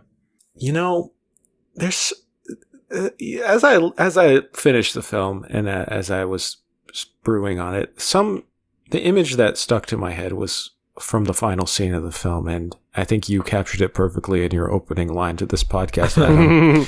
It's a very bold move to just... I was surprised. I was like, okay, yeah, all right, we're just doing this with like the montage of Marlon Wayans like working at a prison and like throwing up, and working Jennifer Connelly... is a strong word. Right. Like... forced labor, and Jared Leto getting his arm chopped off. Like that whole montage sequence is insane. Like it's so close to being really, it is in bad taste, but it's just with so much gusto and like fucking just again, balls to the wall. Like confidence.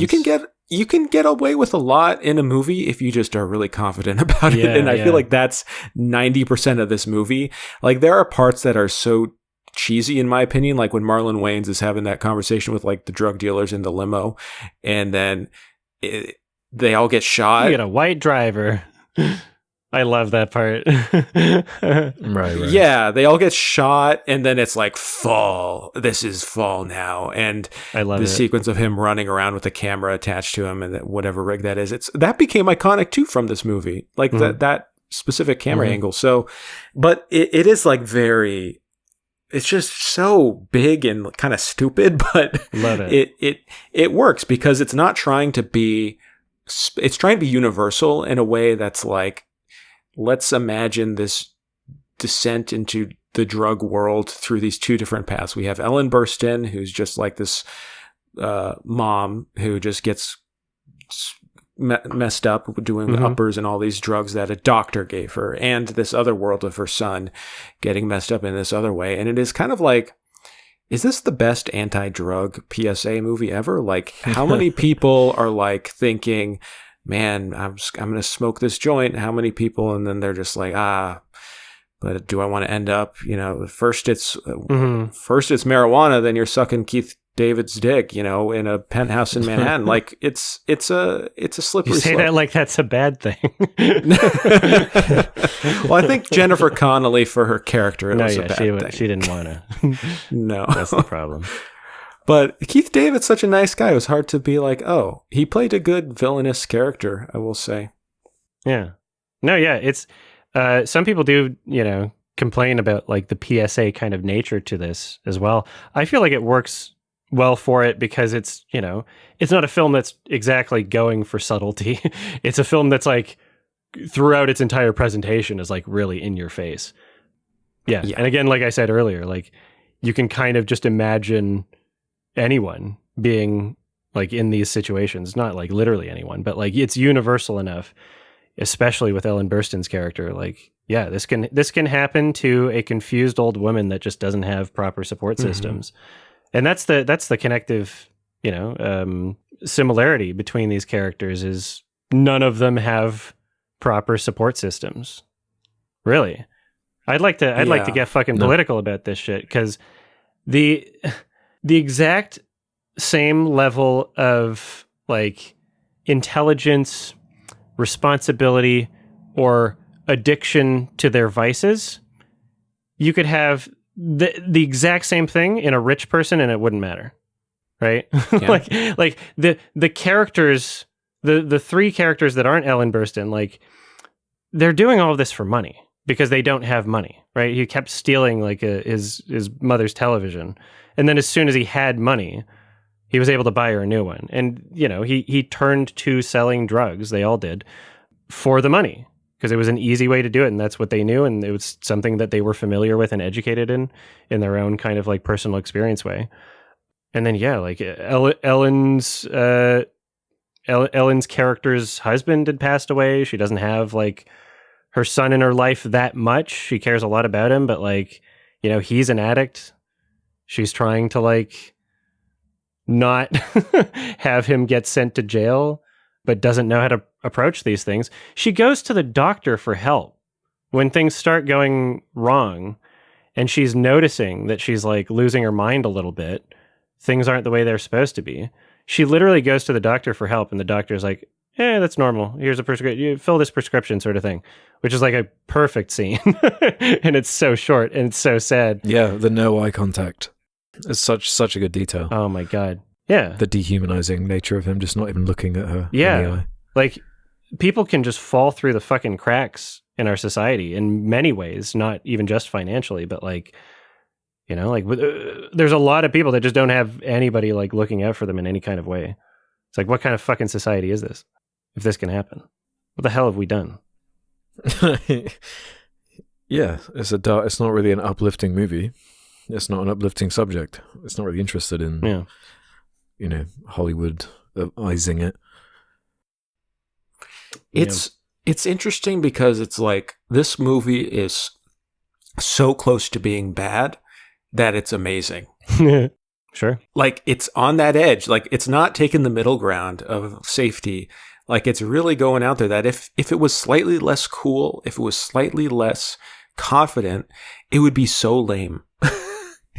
And if the performances weren't right, if the style wasn't correct, if it wasn't pushing boundaries, it would have been kind of cringe. Yeah. And it would have felt like a PSA, and it doesn't really. So, that's really impressive. I do want to mention that the movie is based on the book Requiem for a Dream by Hubert Selby Jr., who wrote Last Exit to Brooklyn, and he worked on the screenplay with Darren Aronofsky. Nice. So yeah, cool. Good for writers. Yeah. Another thing that I noticed on this watch, I think this is the time that I watched it. The only time that I've seen it after like living in Georgia for 3 years or whatever. I think before the last time I watched it might have been before then, maybe. But I think that there's like more to get out of this movie when you have like a better understanding of like not only the cultural differences between states in the US, but also the judicial system and how people treat drug users and criminals in general. Oh, yeah. 'Cause like, if Jared Leto's character was in New York when he went to the hospital for that thing in his arm, they probably wouldn't have arrested him right away. They probably would have gotten him some help. Like they probably would have treated him as a patient, and then like, who knows, right? But like the fact that they were on the way to Florida. I assume they might have been in Georgia, if not like something approximating that. Seeing that kind of transpire in the hospital scene, and how the prison guards, wind up treating Marlon Wayans' character, etc. Like, that's all just like, oh yeah, that would definitely happen in Georgia. Like, yeah, this is believable. Like, this is very true to that. And so I like that becomes its own kind of plot device conflict in the script. That's like, oh yeah, no, we need to go south to get these drugs because there's none here. And then, oops, you left a place that you might not have had as bad things happen to you. Mm-hmm. The U.S. is crazy. Yeah. The U.S. is crazy. I mean, I wonder, too, if it's a bit of anachronism, because I don't know. I mean, I have no idea, like in the year 2000 or in the late 90s, how he would have been treated with, the drugs if he was in Georgia or wherever he was in the South. Yeah, maybe New York wouldn't have been that much better. But I feel like it would have been different. I do wonder if it's kind of an anachronism taken from the novel. I mean, the novel was written in the 70s. It came out in 1978. Yeah. So I do feel like the reaction to the drug crisis and all of that was, while not good, and still is not good, would have probably been a better, handled better in the year 2000 than in the year 1978. But I don't know. Not in Georgia. Yeah, I mean, I don't know. I really don't know. I mean, that was something that kind of I rubbed against watching this. Rubbed against. I don't know why I said it like that. Sure. Something that I bumped against. I don't judge. While watching this, that's like, okay, they brought him. He's in the hospital bed, and they're clearly going to start treating him. But then he's in the phone booth talking to Jennifer Connelly, and then he's in a prison labor camp. So I was like, what happened? Why wasn't his arm treated? I don't know. Maybe he left the hospital or something was. Oh, because their priority was to fucking arrest him. The priority was to fucking put him in jail before treating him. And then, like, they're literally screaming, fucking help us from the jail cell. And they're being ignored. Yeah. And then, just the system itself watching these guards basically like discover like, oh yeah, this one's got like this fucking thing on his arm. I guess we have to send him to the hospital now. Like, that's not an unbelievable thing in fucking the South in the States. Like, geez. Yeah. It's terrifying. It was a bit, I don't know. I have no idea, but it did seem like really? This seems like a lot. No, it's cruel. It's a fucking cruel system. Because he was in the hospital. He was in the hospital and they took him. I would find that perfectly believable, honestly. Okay. There's a lot of cruelty when it comes to prisoners in the American South, for sure. Mm-hmm. Like, the whole thing is literally just like, let's get free fucking slave labor and try to put as many people in jail as possible. Run for profit prisons are crazy. Like, yeah. Yeah. It's terrifying. It's legitimately terrifying. It's so fucked up. America, man. Damn. Fucking hell. Yeah. I've got some like personal anecdotes and stories that I'm not going to share now, but yeah. Mm-hmm. It's a terrifying system. It's a powerful movie. It definitely it leaves an impression. The images are powerful. I mean, if anything, it's incredible because of how like much of a stereotype, how iconic it's become. That it is like, again, it's like the language of how we think of drugs and doing drugs in cinema. Like, mm-hmm. I mean, I'm just thinking about like TV shows too. Like, anytime someone's doing drugs, or Breaking Bad, like you got to have the montage of all the bubbles and the pipes and all the, whatever. Like, you got to have that. That's obligatory now. That close up of like the dopamine hit. Yeah. The irises of the eyes widening. Yeah. We can have this. We can remake this movie for a newer generation. It'll be about TikTok. You can call it Requiem for a meme. Oh, that's great. That's lovely. That's a modern tragedy. Copyright that one. That could be my first feature. That'll get greenlit. Talk to Darren Aronofsky. He might want to get involved. My buddy, my boy, best friend. So yeah, this is Marlon Wayans' best film.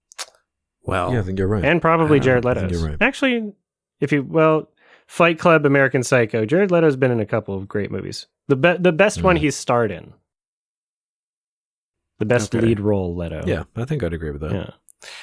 It's kind of unfair having him act up against Ellen Burstyn because that scene where she's having a breakdown with him is so powerful when she's on the uppers and she's like kind of freaking out and he's like, "What's wrong with you? I bought you a TV and all this stuff." And then after that scene, it's like just a great scene. After that scene, he's sitting in the cab and he has this moment where he like needs to cry on camera and have a breakdown.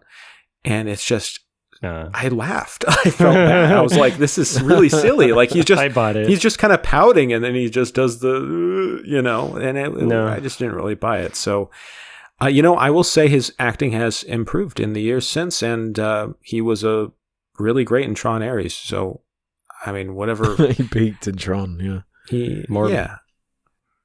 He had to go through Requiem for a Dream to get to Tron Ares. Requiem for a Dream walked so that Morbius could run. Yeah, exactly. Sure. Exactly. Yeah. No, I didn't get taken out by his performance. Yeah, it's just like maybe the first 5 minutes I have to get used to it, and then it's fine. Mm-hmm. But Ma, I'm gonna buy you a TV, Ma.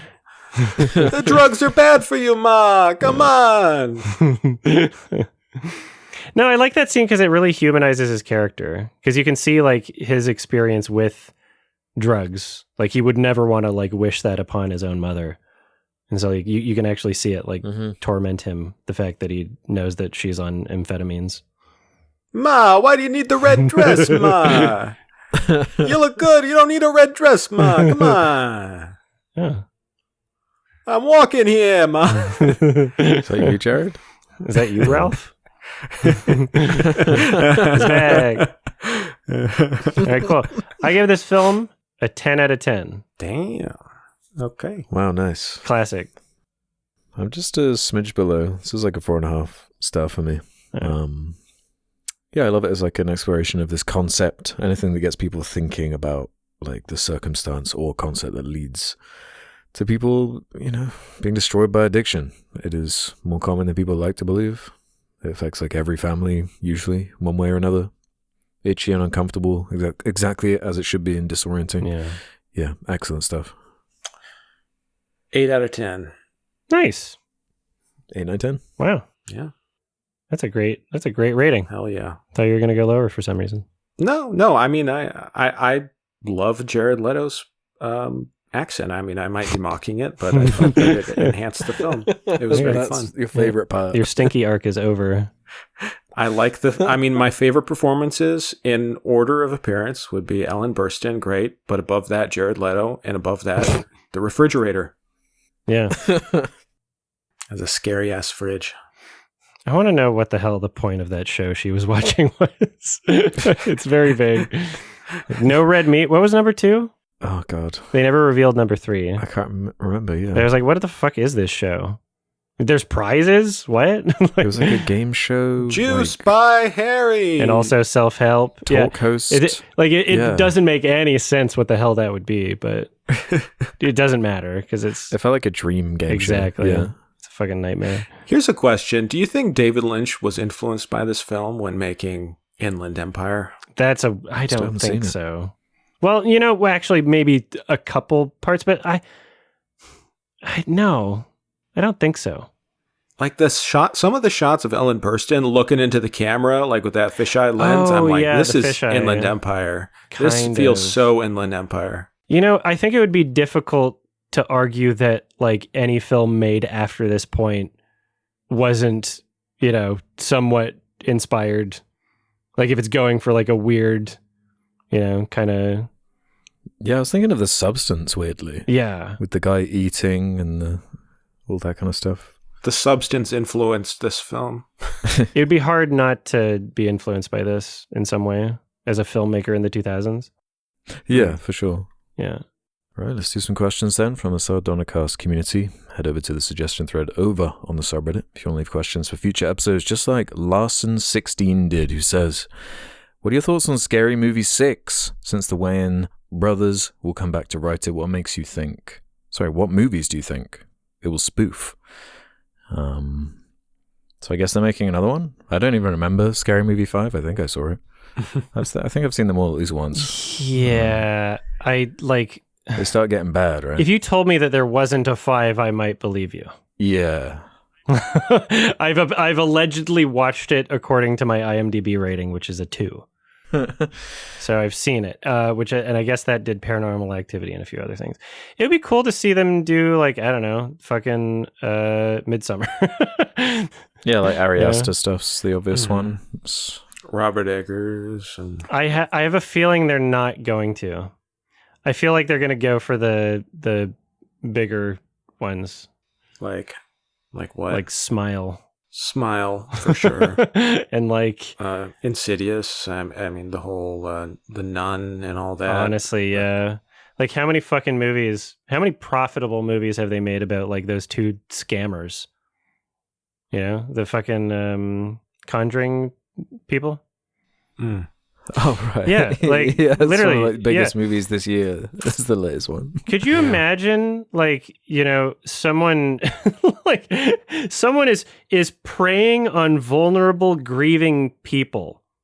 Like, that's what that couple did, and then they get a film franchise made off of them, and they're raking in the fucking cash, right? Pretending as if what they were doing was real. Yeah, it must be like nearly 10 films. It's like crazy. Wait, is that what's going on? Yeah, they are huge. No, yeah, there's like real people that The Conjuring is based off of, and they're just 2 really? scammers. No, yeah, they're like, oh yeah, we real. investigate paranormal things, and they just scammed people, vulnerable people. Wow. And now they're they're scamming the fucking universe. Wow. What a beautiful story. I mean, love is real, right? What a strong marriage. You know what? I'm fucking just looking at the cast. I would like to just see Anna Faris and Regina Hall in the same film again. And you know what? This is how we do it. Great. Marlon Wayans. He's back. Sean Wayans is in the cast. Nice. I don't know what they're going to do. I'm looking forward to it. Wait, so what year was Scary Movie 5? Like, what year was that? Was that like 2011? That was... I don't know. Oh, okay. I closed the tab. 2013. 2013. Okay, it's been over that's 10 years. Like recent. 10 years. Wow. Charlie Sheen was in it. Yeah, he was. That's crazy. Oh, dear. Who the hell? I guess they could do, like, Get Out and Us and stuff like that. Okay. Oh, yeah. There's a lot. Honestly, there's a lot of territory for them to cover. Yeah. A Jordan Peele film type thing. Wouldn't be that bad. I'm looking forward to it, and I'm going to watch it, but I also expect it to be bad, and I do not expect that to ruin my enjoyment of it. That's exactly how I feel. That's probably the right approach to have, yeah. I feel like I'm probably not going to love it, but I'm going to love that it exists and want to see it for some reason. Yeah. This director has not made good movies. You got fond memories of those early ones. I mean, realistically, they'd be going the Legacy-quel route and be doing like a Halloween 2018 type of riff. Yeah. Perhaps. That might be annoying. Yeah. Maybe they should just remake the first Scary Movie. Yeah, I don't know. Like, but they're just old now. I don't know. Fuck it, why not? Well, it's not out yet, but fuck it. I mean, I'll watch it. 2026 gives us enough time. And I guess speaking on remakes, I think you've lost a bet, Adam. Actually. Oh, what? That was yeah, Dave. It was set on this podcast. I'm pretty sure. I haven't seen the thing that you sent me. I haven't watched it yet. Sure. I mean, I don't have an official question about it, but I have to see it for myself. I'm going to react to it on stream at some point. Okay. I'm so confused. Jake doesn't know what we're talking about, but yes, I believe that you're right based on what people have said. I just haven't reacted to it yet. Okay. Well, Extinction Annie. Thanks for reminding me. Has this to say, reminding everyone. Do you think "you didn't get it" is ever a valid counterpoint when discussing media? I know the phrase has kind of become a meme, and I think somewhat taboo to say when discussing media that has any form of subtext, so I was curious if you think it holds any sort of merit. In discussions I've had in the past regarding certain media, I've wanted to say it, or something like that, when I believe someone is mischaracterizing a piece of media, but I end up biting my tongue in fear of sounding pretentious. Yeah, that's a tough one. The words "you didn't get it" is like an oversimplified way to try and correct like a misconception. Mm-hmm. Someone's experience with a film is not a misconception, but it can be built upon misconceptions, right? Right. So if someone says, I didn't vibe with the movie, and if, let's say, hypothetically, their only reason was like a thing that they misinterpreted clearly, right? Mm-hmm. Then you might be able to like say, yeah, you didn't get it in that sense. But like, I would never say those words, because it seems like a very oversimplified, dismissive, yeah, like, and it should never be used to counteract someone's experience with the film. Just like individual points that they might be saying about something, like the people who, you know, didn't understand that like Under the Silver Lake was commenting on sexism rather than like being pro sexism. Yeah. Right. Yeah. Or like Three Billboards with the minor drama around that movie. Not getting it. Yeah. I think you should be allowed to say you didn't get it always. And I feel like you shouldn't be judged for that either. I feel like it is acceptable. And I feel like more people should be saying you didn't get it, because we shouldn't be sensitive. Like, okay, you didn't get it. That's fine. But here's the thing. If the other person says, no, I did get it, you have to back off. You got to let it go. Because you cannot argue what is going on inside someone's understanding. You know, even if it sounds like they didn't really get it, if they say, no, I got it, I just didn't like what they did, you got to let it go and move on. There's no winning that. Even though in your heart, you know they didn't get it, you just got to take the L there. I feel like, it can be part of a like review, right? Like, sure. We saw that film at Vancouver Film Festival that was like definitely a film I don't know, I put my hands up. I didn't fucking get it like fully, but it was like interesting and weird. And Resurrection is what it was called? Yeah. And that was like, I feel like that's part of what makes it interesting, right? Or like, in the reaction to it, it's like, I didn't get it. Like, yeah, I feel like that's fine. Yeah. I just don't like how many people say that when it's in response to someone's experience with like a tone, right? Like you didn't get you didn't get it can be used often by people who just want someone else to be experiencing the same feeling and don't have the vocabulary or understanding to be able to articulate why someone might have a different experience, right? Mm-hmm. So I don't like if it's the difference between someone liking like Eddington versus Bugonia or whatever, like you can't just be like, oh, you didn't get it because one person liked one more than the other, right? Like sometimes it is just down to a feeling. Yeah, and I've seen people get or I've seen people like movies and think they got it, but they got it in a different way than I got it, and I'm like, no, you're not enjoying it the correct way. Like you have a wrong interpretation, and it's like you got it or you don't got it. It doesn't really matter. I mean, at the end of the day, it's all subjective, but you shouldn't be trying to demean people and be like, well, you're actually not smart enough to understand it. Like you just aren't. Your brain isn't big enough to comprehend what it's saying, which is why you don't like it. And it's like most of the time, the person gets what it's trying to do. It just didn't hit for some reason, and that's another matter. Yeah, maybe, depending on the movie. You have to have an IOQ to understand Bugonia. Yeah. True. Yeah, I feel like I've heard this the most, just anecdotally in my life through music. I feel like that's the most I've heard it, where someone's been like, you don't get it. You just don't get it. And sometimes I just don't get it. If it's like a band I don't vibe with, I don't band with like a voice or a tone or a certain sound or something. I feel it's similar, but it's like, I just don't get why people get so upset about it. Like, it's fine. I really just don't get distressed if I show someone a movie that's strange or out there and they say, I didn't really get that. Didn't really get much out of that. Okay. Mm-hmm. Like, it's literally fine. Well, see, when you've lived your entire life as a normie, and everyone thinks the same, it feels like you're being attacked when someone doesn't. Hold on, no. This is not. Do not disparage normies. Wait, you didn't get what I just said. You don't get it. You don't understand. Okay, what I said. No. This is less to do with normies than it has to do with being a young, pretentious person, because when you're young, what you like and love, that is everything in your life. And like, I had this experience when I was young and in high school. I'd show someone my favorite movie and they'd be like, I didn't get it, and I'd be like, you're a fucking bad person, you know? And like, you're attacking me. But now I'm just like, you didn't get it? Okay, I literally have so many other problems. My life is a mess. Like, I have bigger issues to deal with, you know? Just say, I have a child. I have a child. I have diapers to clean. Like, seriously. So it's just a matter of perspective. Like, I genuinely think a lot of these issues, and I think also, and I put this into perspective myself, if I'm like seeing a really stupid take on Twitter or on Letterboxd, or people like to get on my Letterboxd reviews and argue with me, and I do not engage with them ever because I'm like, 90% of the time, this is probably a 14-year-old. They have the time to reply to a Letterboxd review and want to argue. Yeah. You know, and it's like, you don't know who online is 12 years old. Like, and you just got to like let it go that, you know, it's not that big of a deal. Yeah. I've been slowly learning that over time. Sometimes I slip up, but you know, it's hard. It's hard. It's my instinct is to try and be understood. And then I've had to learn over time that by this point, the people that don't understand me aren't trying to. So they're 12 years old. You just got to let it be. Or are 12 years old.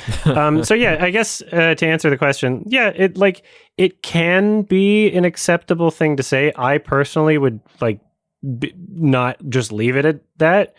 And I am annoyed at people that use that in place of saying, you didn't like it and I wish you would like it, and don't have anything else to offer.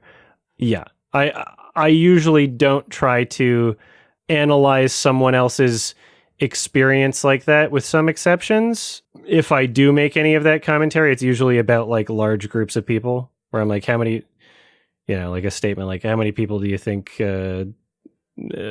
saw him and thought Jordan Peele directed it or something, you know? Right. But yeah, try not to for individuals, because that individual can answer your questions if you are curious about how their brain works. I don't know. It's just so reductive,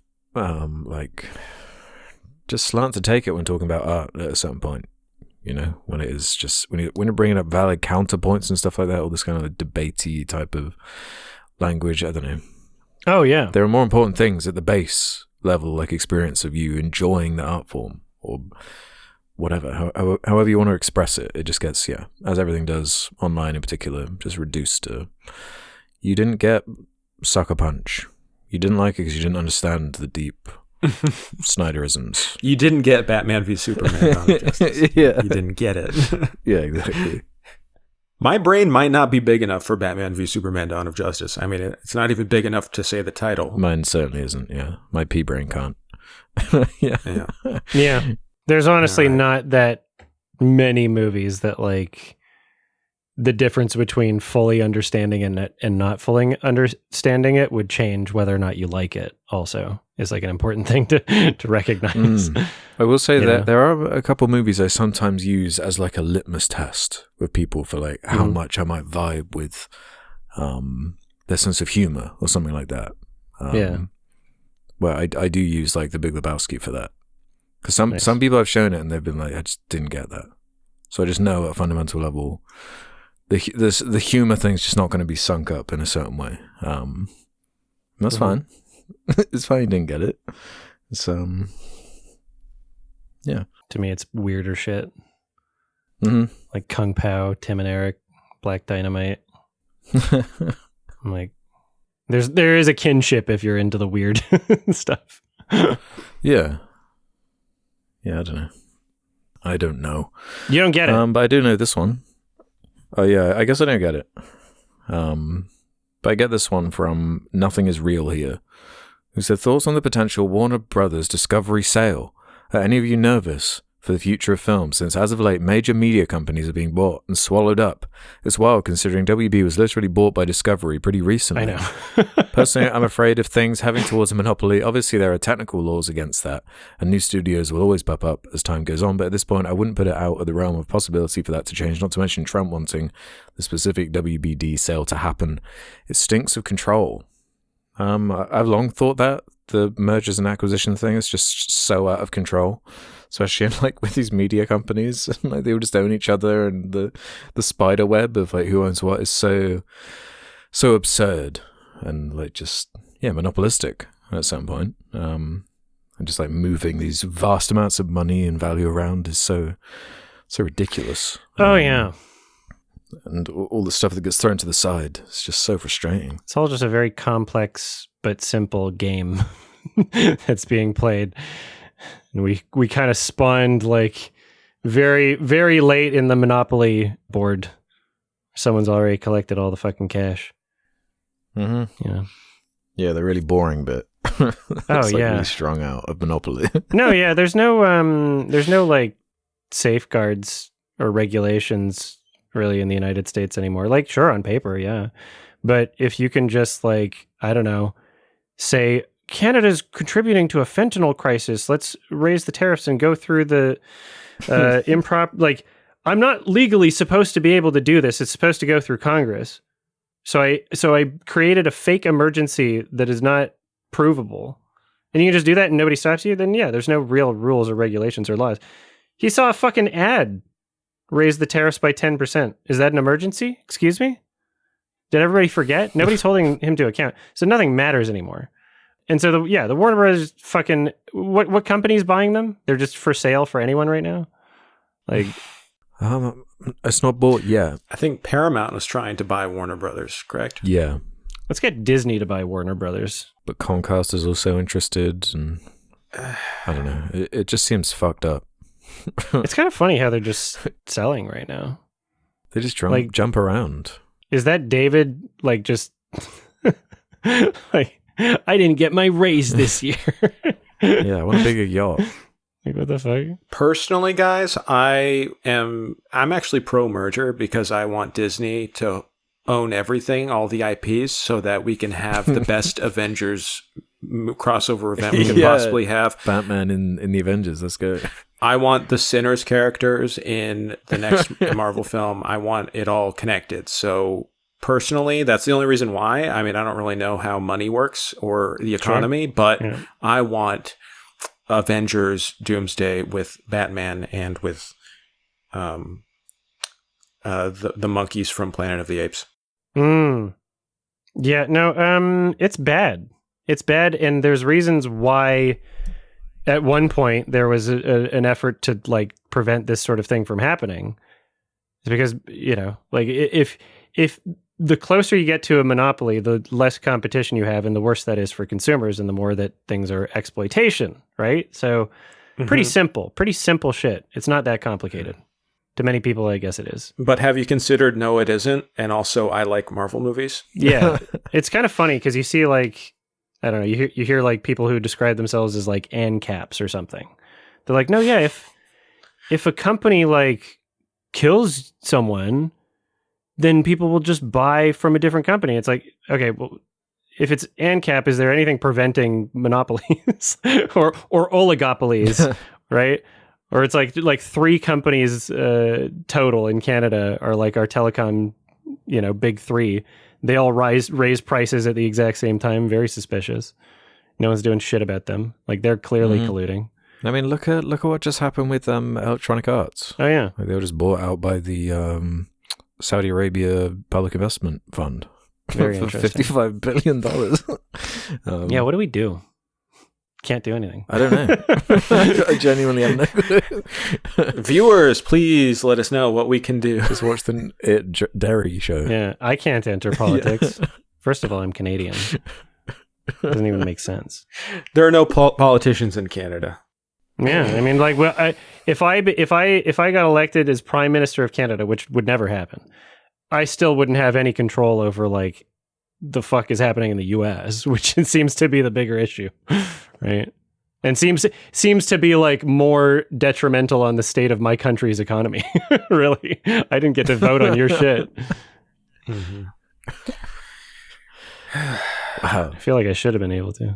I was watching a video yesterday talking about how the Alberta separatist movement is actually just astroturfed and manufactured by oil companies in the United States, which actually makes a lot of sense. So you're doing a lot of good stuff. You know, not to be too, you know, not to make this all a big joke or anything. I'm not trying to make this a big joke because. Yeah. But very sincerely, I'm thinking, like, this is such like a doomer thing, you know, like we're talking about how, everything is shit and nothing can be fixed. And like on the large levels, yes, like on the macro levels that we pay attention to in politics and news every day, like, yeah, the world is going to shit. There's a lot that we do not have control over. But for anyone listening, like, what keeps me feeling somewhat sane is like there are tangible things you can do to like improve the people in your circles and in your community around you in tangible ways that are helpful and can make people's lives better. Like you don't have to look at the big picture every day and think, well, I can't change these things, so I can't do anything good or improve the lives of those around me at all. So it's like try to have some perspective about it, because there are things you can do to make a community better. So that's very inspirational. Thank you. Some hopium for folks. Nice. Yeah, well, you can't do too much hopium. You'll wind up like Jared Leto. Yeah. Also, fuck everyone. Fuck everyone. Yeah. That was a line from Synecdoche, New York.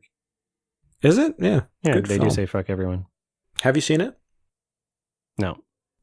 After all this time. Oh, sorry, I wasn't supposed to say that publicly. I've been pretending. I knew Fuck. it. I knew it. I was reading off the Wikipedia. Pretending. That was elaborate troll. Yeah, I'm like, this movie's so dumb, I bet I could convince everybody that I saw it. That is the best, yeah. Yeah, I don't know. Like, there are some companies where them having dominance over the market, I'm like, okay, whatever. So like Steam, because, generally their business practices are pro-consumer, right? But if Disney owns everything, I know I'm never getting a fucking Blu-ray again of the movies that I like. That happened when they bought Fox. Yeah. I'm like, this is why I don't have a 4K of Poor Things. They're just not interested in physical media to the degree that I, would want. They're probably not going to green light smaller artists and projects, it comes with a lot of issues if it's just like a shit company. David Zaslav has just fucking destroyed Warner Bros. It's like their reputation. Yeah. I mean, Steam's like a nippy private company, right? Like it's not publicly traded. True. That's probably why it's still good. Like your EAs and all of it are big behemoths. Where you look at how many people work at Steam as a company, it's really slim. Yeah. What's going on there? So that, yeah, I guess they're so enormous, and they have these branches of branches of branches, and thousands of people all over the world, and they're these big organisms. It's yeah. I have no answer. What you do about that? I'm a doomer. Jake, can you fix your country, please? Can you vote next time? Yeah, I mean, I was going to vote for Mamdani today, but I live on the other side of the country, so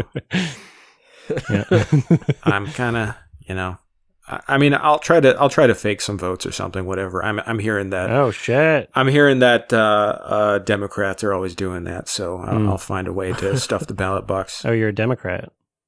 Well, I have to vote some way. I thought you were ANCAP.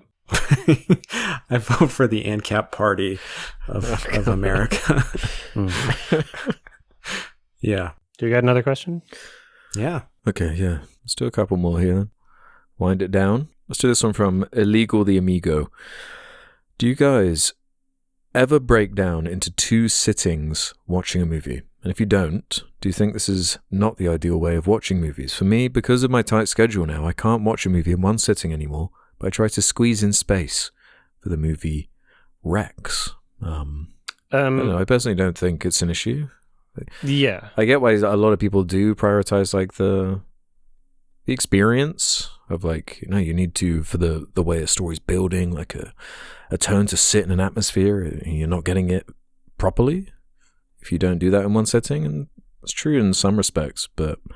I don't know. I feel like the way you're absorbing or engaging with the story is first and foremost the most important thing. I don't really think the medium at a certain level is that crucial to that at the end of the day. Mm-hmm. So I'm not upset by someone breaking up a story they care about or want to see to the end into parts to fit into their busy lives. I don't think that's an issue at all.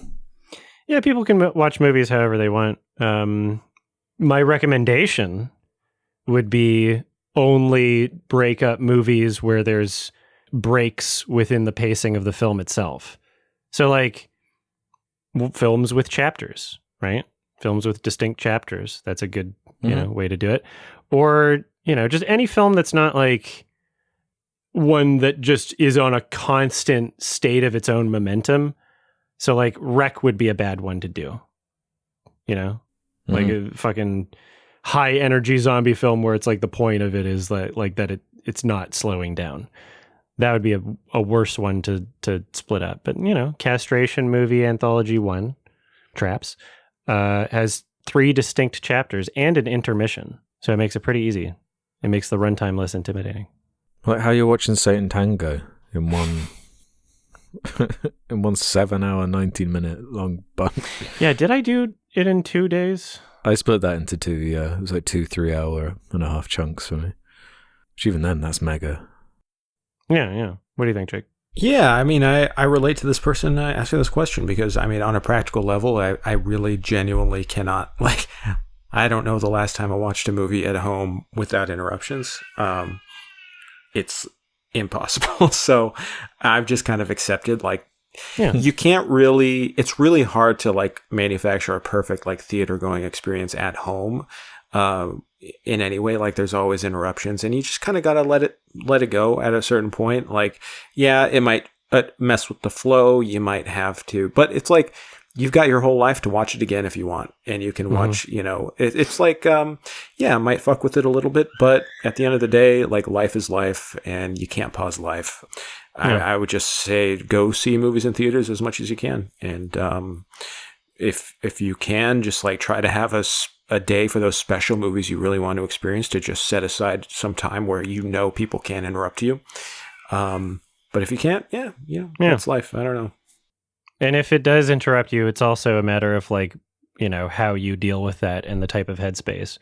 Because if you know, build something up as this perfect, like must not be interrupted, and then it happens and then you're like pissed about it, like that's going to be a more negative impact on your experience than if it happens and you're like, okay, whatever. Right. And you try your best to like deal with it mentally better. Yeah. True. Very true. Okay. Well, let's wind this down then with this funny one from, speaking of WB and that whole mess, from Dingus Mode 45. Thoughts on Andy, is it Muschietti? Still defending The Flash, saying it's really great, and everyone hating on it hasn't seen it yet. So you just didn't get it. Talking about this a weird amount. Yeah. The Playlist.net had an interview with him on October 15th, where he was quoted saying, here we go. Asked how he processed the experience in relation to The Flash, and whether it shook his confidence, he admitted to feeling disappointed but emphasized his resilience. No, we just moved on and understood that sometimes there's a headwind in a project that you dedicated a lot of work to, he said, and we're very proud of it. I think it's a good movie. He continued, acknowledging the reality of the film's poor box office performance. A lot of people did not see it.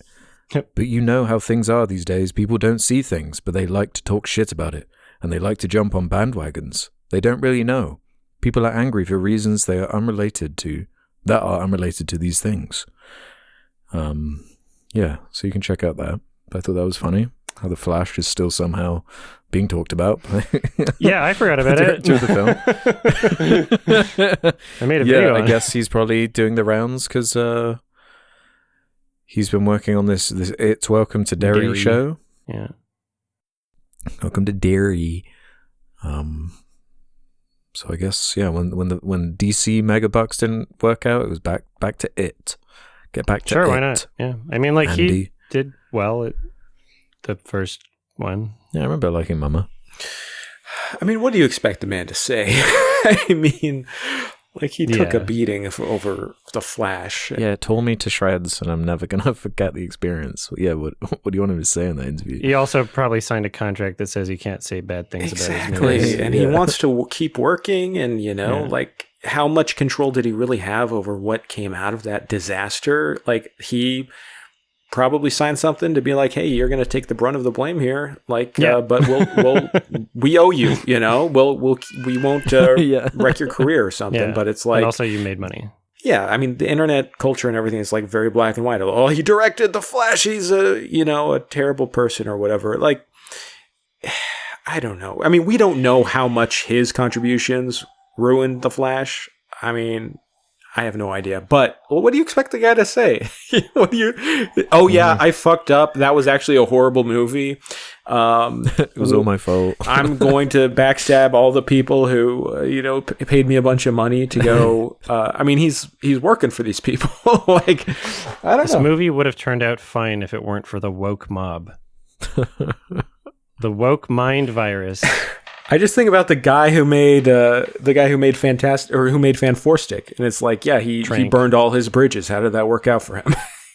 Yeah, you could use Josh Trank as like a verb because of that. Yeah, he tranked it.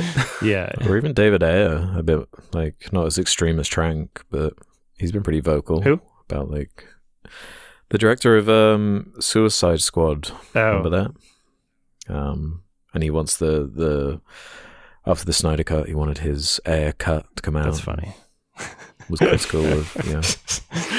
That's a funny thing. The Ayer cut, 5% better. Yeah, it didn't really catch on in the same way. I don't think he's got the fan base of a Snyder. Nobody does, really, somehow. I kind of want to see The Beekeeper. It looks stupid. Yeah. Fucking David Ayer. It does. Yeah. So I think that's it. All right, thank you. Good questions. I think we did it. Good job. Who's rec? Is it yours, Jake? I think it's Jake's rec. All right. I'm going to say this with love to both of you. Perfect. And I don't mean to be mean. Yes. Thor: Love and Thunder. What? Respectfully. Okay. Yeah, okay. Well, I mean, like, this is fine, but I'm not watching any of the ones before that. That's fine. You don't need to. I'm not going to watch any of the other Thor movies to understand what the hell's going on. You have to watch every Marvel movie. That's implicit in my recommendation. Yeah.